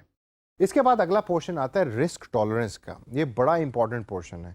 इसके अंदर आपने एक फिगर दे देनी है कि जो आपके रिस्क को मिनिमाइज करती है। फॉर एग्जांपल डॉलर की प्राइस स्टैटिक नहीं है, फिक्स नहीं है, पाकिस्तान के अंदर ऊपर नीचे जाती रहती है। तो रिस्क अश्योरेंस के लिए आप एक ऐसी फिगर अपने बजट में डाल देते हैं कि कल को अगर डॉलर की प्राइस गिरती है, ये बढ़ती है और आपको ज़्यादा पैसों की ज़रूरत होती है, तो फिर आप वो वाले पैसे जो आपने रिस्क एश्योरेंस में डाले हैं उसको यूज़ कर सकें। अब अगर फेसबुक जो है वो $1 यूज़ करता है per day for marketing campaign, और डॉलर अगर इस टाइम 100 रुपए का है और कल को 130 रुपए का हो गया, तो वो जो 30 रुपए का जो मार्जिन है वो आप बार बार तो क्लाइंट से पूछ नहीं सकते या मांग नहीं सकते, तो आप वो रिस्क के सेक्शन के अंदर डाल देते हैं और वो 30 रुपए फिर आप वो वहाँ से यूज़ करते हैं अगर उसकी ज़रूरत पड़े। तीसरे नंबर के ऊपर टारगेट ऑडियंस बिहेवियर की बेस के ऊपर आपको हो सकता है कि कुछ ऐसी एक्टिविटीज़ हैं जो इमीडिएटली जिसके लिए पैसे चाहिए हों। इस एक्सपेंस को आप टारगेट ऑडियंस बिहेवियर के एक्सपेंस में डालते हैं। कुछ लोग इसको रिस्क एश्योरेंस के उसमें स्लॉट में भी डालते हैं अपने बजट के अंदर, लेकिन मैं इसको सजेस्ट आपको करूंगा कि आप एक अलग से टारगेट ऑडियंस बिहेवियर का एक सेक्शन बनाएं अपने बजट में और उसमें बताएं कि अगर आपका जो टारगेट ऑडियंस यानी कि जो आपका पोटेंशियल कस्टमर है वो अनएक्सपेक्टेडली कोई ऐसे प्लेटफॉर्म के ऊपर एग्जिस्ट करता है या कोई नया प्लेटफॉर्म आया उसको यूज़ करने लग गया कि जिसका आपने डिजिटल मार्केटिंग प्लान में जिक्र नहीं किया, तो वो पैसे आप उस प्लेटफॉर्म के ऊपर पोस्टिंग या पब्लिशिंग के लिए लगाएंगे। कोई हॉलीडे आ रही है और उस हॉलीडे में एक प्लेटफॉर्म ज़्यादा यूज़ हो रहा है दूसरे प्लेटफॉर्म की निस्बत कि जिसके अंदर आपने प्लानिंग पहले नहीं की थी, तो आपने ऑलरेडी बजट के अंदर एक पैसे मुख्तस किए होंगे कि जिसको आप यूज़ कर सकेंगे in order to cater the needs of the user on that platform जो आपने प्लान नहीं किया। फिर आती है स्टाफ डेवलपमेंट। स्टाफ डेवलपमेंट की जो पोजीशन है उसके अंदर आप स्टाफ के बारे में डिस्कस कर रहे होते हैं। स्टाफ मेंबर्स कौन कौन से होंगे, उनकी तनख्वाहें कितनी होंगी, कितने पैसे लगेंगे, डिज़ाइनर को इतने पैसे देंगे, डेवलपर को हम इतने देंगे, कंटेंट स्ट्रेटजिस्ट को इतने देंगे। हो सकता है आप एक ब्लॉग बना रहे हैं और ब्लॉग के सजेशन के अंदर आपने कहा है कि जी हमने ब्लॉग का कंटेंट लिखने के लिए बंदे हायर करेंगे, डिफरेंट फ्रीलांसर्स हायर करेंगे, तो आप वो तमाम चीज़ें स्टाफ एंड डेवलपमेंट के अंदर वो मेंशन कर देते हैं। इसके अलावा चंद और ऐसे फैक्टर्स हैं कि जिसको समझना बहुत ज़रूरी है जब भी आप बजट बना रहे हैं। सबसे पहले पास्ट एफर्ट्स, कि पास्ट एफर्ट यानी कि प्रीवियसली कंपनी कितने पैसे लगाती रही है सिमिलर ऑपरेशंस के ऊपर या सिमिलर सजेशंस के ऊपर जो अब आप देने जा रहे हैं क्लाइंट को। फिर अब बात आती है कि आप रिसर्च करें प्रॉपरली कि मार्केट के अंदर कंपेटिटर्स कितना पैसा खर्च कर रहे हैं, प्रैक्टिसेस क्या हैं। ये भी ज़रूरी नहीं कि आपने डिजिटल मार्केटिंग प्लान में इतना एडवांस मार्केटिंग प्लान दे दिया है कि जिसके ऊपर खर्चा बहुत ज़्यादा होता है और कंपनी की उतनी कमर ही नहीं है कि वो आपको इतने पैसे पे कर सके। तो फिर आपने प्रॉपरली रिसर्च करनी है और रिसर्च की बेस पे आपने बजट बनाना है। कंपेटिटर का, जैसा मैं ऑलरेडी जिक्र पहले भी कर चुका हूँ, कि कंपटीशन को हमेशा देखिए कि कंपटीशन कितना पैसा खर्च कर रहा है। अगर वो 10 रुपये खर्च कर रहे हैं और आप 10 रुपये खर्च कर सकते हैं या 12 रुपये खर्च कर सकते हैं, तो बेस्ड ऑन कंपटीशन अपनी स्ट्रेटजी को उस तरीके से अलाइन करें और बजट उसके ऊपर स्पेंड करें। और लास्ट के अंदर वन टाइम स्पेंड्स का जिक्र आपके बजट में हमेशा होना चाहिए। वन टाइम स्पेंड्स वो होते हैं कि जिसके अंदर आप एक दफ़ा पैसे खर्च कर रहे होते हैं। फॉर एग्जांपल आपने कोई सॉफ्टवेयर खरीदना है तो सॉफ्टवेयर की कॉस्ट एक दफ़ा ही आप बेयर कर रहे होते हैं, तो बजट के अंदर वो चीज़ें भी आपके आ रही होती हैं। तो दोस्तों, जब आप बजट बना लेते हैं तो बना के आप इसको अपने डिजिटल मार्केटिंग प्लान का हिस्सा बनाते हैं। अब यहाँ एक क्वेश्चन आप में से अक्सर लोग पूछ सकते हैं कि भाई मेरा फाइनेंस के साथ कोई बैकग्राउंड नहीं है, अकाउंटिंग में जानता नहीं हूँ, बैलेंस शीट की शक्ल मैंने कभी देखी नहीं है, तो मैं कैसे बजट बना सकता हूँ, मैं किसी और से बनवा लूँगा। घबराने की ज़रूरत नहीं है, आप गूगल पे जाएं और गूगल के ऊपर टाइप करें बजट टेम्पलेट्स। आपको लाखों के हिसाब से टेम्पलेट्स मिल जाएंगे कि जिसके अंदर you can just simply write कि आपका किस चीज़ के बारे में आप पैसे लिख रहे हैं। For example salary of content developer, और आगे आप बजट के अंदर उसकी एक अमाउंट लिख दें, उसके बेस के ऊपर वो ऑटोमेटिकली कैलकुलेशन वो टेम्पलेट कर रहा होता है। इसको ज़रा प्रैक्टिस कीजिए अपने तौर के ऊपर, और ये बड़ा एक इम्पॉर्टेंट एरिया है डिजिटल मार्केटिंग प्लान का, और ज़रूरी भी है, और इसको अंडरस्टैंड और समझ। और अब डिजिटल मार्केटिंग प्लान का फाइनल हिस्सा आता है, जिसमें आप एग्जीक्यूशन करते हैं, रिपोर्टिंग करते हैं, और फिर उसकी मॉनिटरिंग कर रहे होते हैं। ये पार्ट बड़ा इंपॉर्टेंट है जब आपकी स्ट्रेटजी और टैक्टिकल प्लान इंप्लीमेंट हो चुका है, क्योंकि इसकी बेस के ऊपर आप इंप्रूवमेंट देख रहे होते हैं, और ये इंप्रूवमेंट का जो मैकेनिज्म है ये आपने प्लान को इंप्लीमेंट करने से पहले क्लाइंट को बताना होता है। तभी डिजिटल मार्केटिंग प्लान का ये आखिरी हिस्सा है। ये स्टार्ट होता है पोस्टिंग से, यानी कि पोस्टिंग किस तरीके से होगी, कितने बजे होगी, उसका पूरा प्लान क्या होगा। ये पोस्टिंग कैलेंडर से मिलता जुलता है कि जो आपने कंटेंट स्ट्रेटजी के पोर्शन में भी डाला है। पोस्टिंग के बाद अगली जो स्टेप है वो आता है रिपोर्टिंग का। रिपोर्टिंग में मुराद ये होती है कि जब आपने एक चीज़ को पोस्ट कर दिया, अब उसके ऊपर जो डिफरेंट डाटा इंडिकेटर्स हैं वो क्या रिपोर्टिंग दे रहे हैं, क्या क्या चीज़ें ऐसी हैं कि जिनको आप मेजर कर सकते हैं। आपको डाटा एनालिटिक्स का पोर्शन याद है कि जो हमने गूगल में भी देखा था और हमने फेसबुक के भी सॉफ्टवेयर के अंदर पढ़ा था, वही काम आप रिपोर्टिंग के अंदर कर रहे होते हैं। आप डेली बेसिस पे, आर्ली बेसिस के ऊपर डाटे को लेकर रिपोर्ट कर रहे होते हैं कि मेरी साइट के ऊपर फॉर एग्जांपल इतनी एक्टिविटी रही, कल इतने लोग आए थे, आज इतने लोग आए, कल इतने लोगों ने कमेंट्स किए थे, आज इतने लोगों ने कमेंट्स किए। रिपोर्टिंग के बाद अगला पोर्शन है मॉनिटरिंग का। फॉर एग्जांपल मॉनिटरिंग के अंदर आप एज ए पुलिस मैन ये देख रहे होते हैं कि जो ऑब्जेक्टिव्स आपने स्टार्ट में सेट किए थे, क्या वो अचीव भी हो पा रहे हैं या नहीं हो पा रहे आपके कंटेंट की बेस के ऊपर। तो आप उसको मिक्स एंड मैच कर रहे होते हैं। आप एक मॉनिटरिंग मैकेनिज्म बनाते हैं कि फॉर एग्जांपल रोज़ एक बंदा शाम को चेक करेगा कितने कमेंट्स आए, कितने लाइक्स आए, क्या वो कमेंट जो है वो वायबल भी हैं, फिजिबल भी हैं, या उसका वो ऑब्जेक्टिव भी अचीव हो रहा है कि जिसके बारे में हमने डिजिटल मार्केटिंग प्लान बनाया था स्टार्टिंग फ्रॉम द बिगिनिंग। अब कुछ ऐसे इंडिकेटर्स हैं कि जिसको आपने मेजर करना है, और उनकी मेजरमेंट आप अपनी रिपोर्ट में मस्ट डालें। और जब क्लाइंट ये देखेगा कि आप इन इंडिकेटर्स की बेस के ऊपर मॉनिटरिंग कर रहे हैं, तो आई एम प्रीटी श्योर कि the client is going to be very happy. सबसे पहला है साइट एक्टिविटी। आप ये देखते हैं कि आपकी साइट के ऊपर एक्टिविटी क्या है, ज़्यादा है, कम है। फॉर एग्जांपल उसमें आप नंबर ऑफ़ यूनिक विजिटर्स के बारे में देख सकते हैं, आप नंबर ऑफ़ रिटर्निंग विजिटर देख सकते हैं कि कितने लोग वापस आए आपकी वेबसाइट पे। टाइम स्पेंट ऑन वेबसाइट, यानी एक यूज़र कितना टाइम उस पर स्पेंड कर रहा है। नेविगेशन पाथ क्या है, कौन से पेज से शुरू हुआ और किस पेज के ऊपर उसने अपनी जो पूरी नेविगेशन है उसको ख़त्म किया। एग्जिट रेट कितना है, कितने लोग आपकी वेबसाइट को छोड़ गए हैं। और लीड जनरेशन रेट कितना है। लीड जनरेशन मतलब है कि एक्चुअल सेलिंग क्या हो रही है, कितने लोग फॉर्म फिल कर रहे हैं, कितने लोग परचेज कर रहे हैं, कितने लोग आपको कंटेंट पढ़ रहे हैं। ये है सारी साइट एक्टिविटी। और ये जो तमाम पॉइंट्स जो मैंने आपको अभी बताए हैं, ये एक मैट्रिक्स बनाता है। तो आप अपनी जो डिजिटल मार्केटिंग की रिपोर्ट है उसमें आपने एक मैट्रिक्स बनाना है। मैट्रिक्स मीन्स एक टेबल, लेफ्ट साइड पे ये पॉइंट्स होंगे, राइट साइड के ऊपर आप उसकी जस्टिफिकेशन डाटा की बेस पे दे रहे होंगे। फिर अगला पॉइंट आता है सेल्स एंड रेवेन्यू का, यानी कि साइट एक्टिविटी के बाद अब आप देखते हैं कि सेल्स और रेवेन्यू कितना जनरेट कर रहा है आपका ऑनलाइन ये डिजिटल मार्केटिंग प्लान जो आपने बना के दिया क्लाइंट को। उसमें आप रेवेन्यू पर कस्टमर के बारे में बात करते हैं, उसमें आप टोटल रेवेन्यू देखते हैं, टोटल सेल्स को देखते हैं, कन्वर्जन और रिस्पॉन्स रेट को देखते हैं, और रेवेन्यू पर चैनल भी देख रहे होते हैं, यानी फेसबुक के थ्रू इतना रेवेन्यू और गूगल एडवर्ड्स के थ्रू इतना रेवेन्यू हमने जनरेट किया। फिर प्रॉफिटेबिलिटी रिपोर्ट आप बना रहे होते हैं, जिसमें आप कॉस्ट पर लीड निकालते हैं कि जी एक लीड को जनरेट करने के लिए हमारी 5 रुपये कॉस्ट आई। प्रॉफिट पर कस्टमर को देख रहे होते हैं, और ROI यानी रिटर्न ऑन इन्वेस्टमेंट क्या है उसके बारे में भी डिस्कशन कर रहे होते हैं। और एंड के अंदर कस्टमर इंगेजमेंट रिपोर्ट आप बना रहे होते हैं कि जिसके अंदर आप रिटेंशन रेट के बारे में बात करते हैं, आप number of likes and shares के बारे में बात करते हैं, आप ये भी देखते हैं कि फॉलोअर्स मेरे बढ़े या कम हुए, और लास्ट के अंदर टोटल कमेंट्स कितने रिसीव हुए आपके इस कंटेंट के ऊपर जो आपने पोस्ट किया।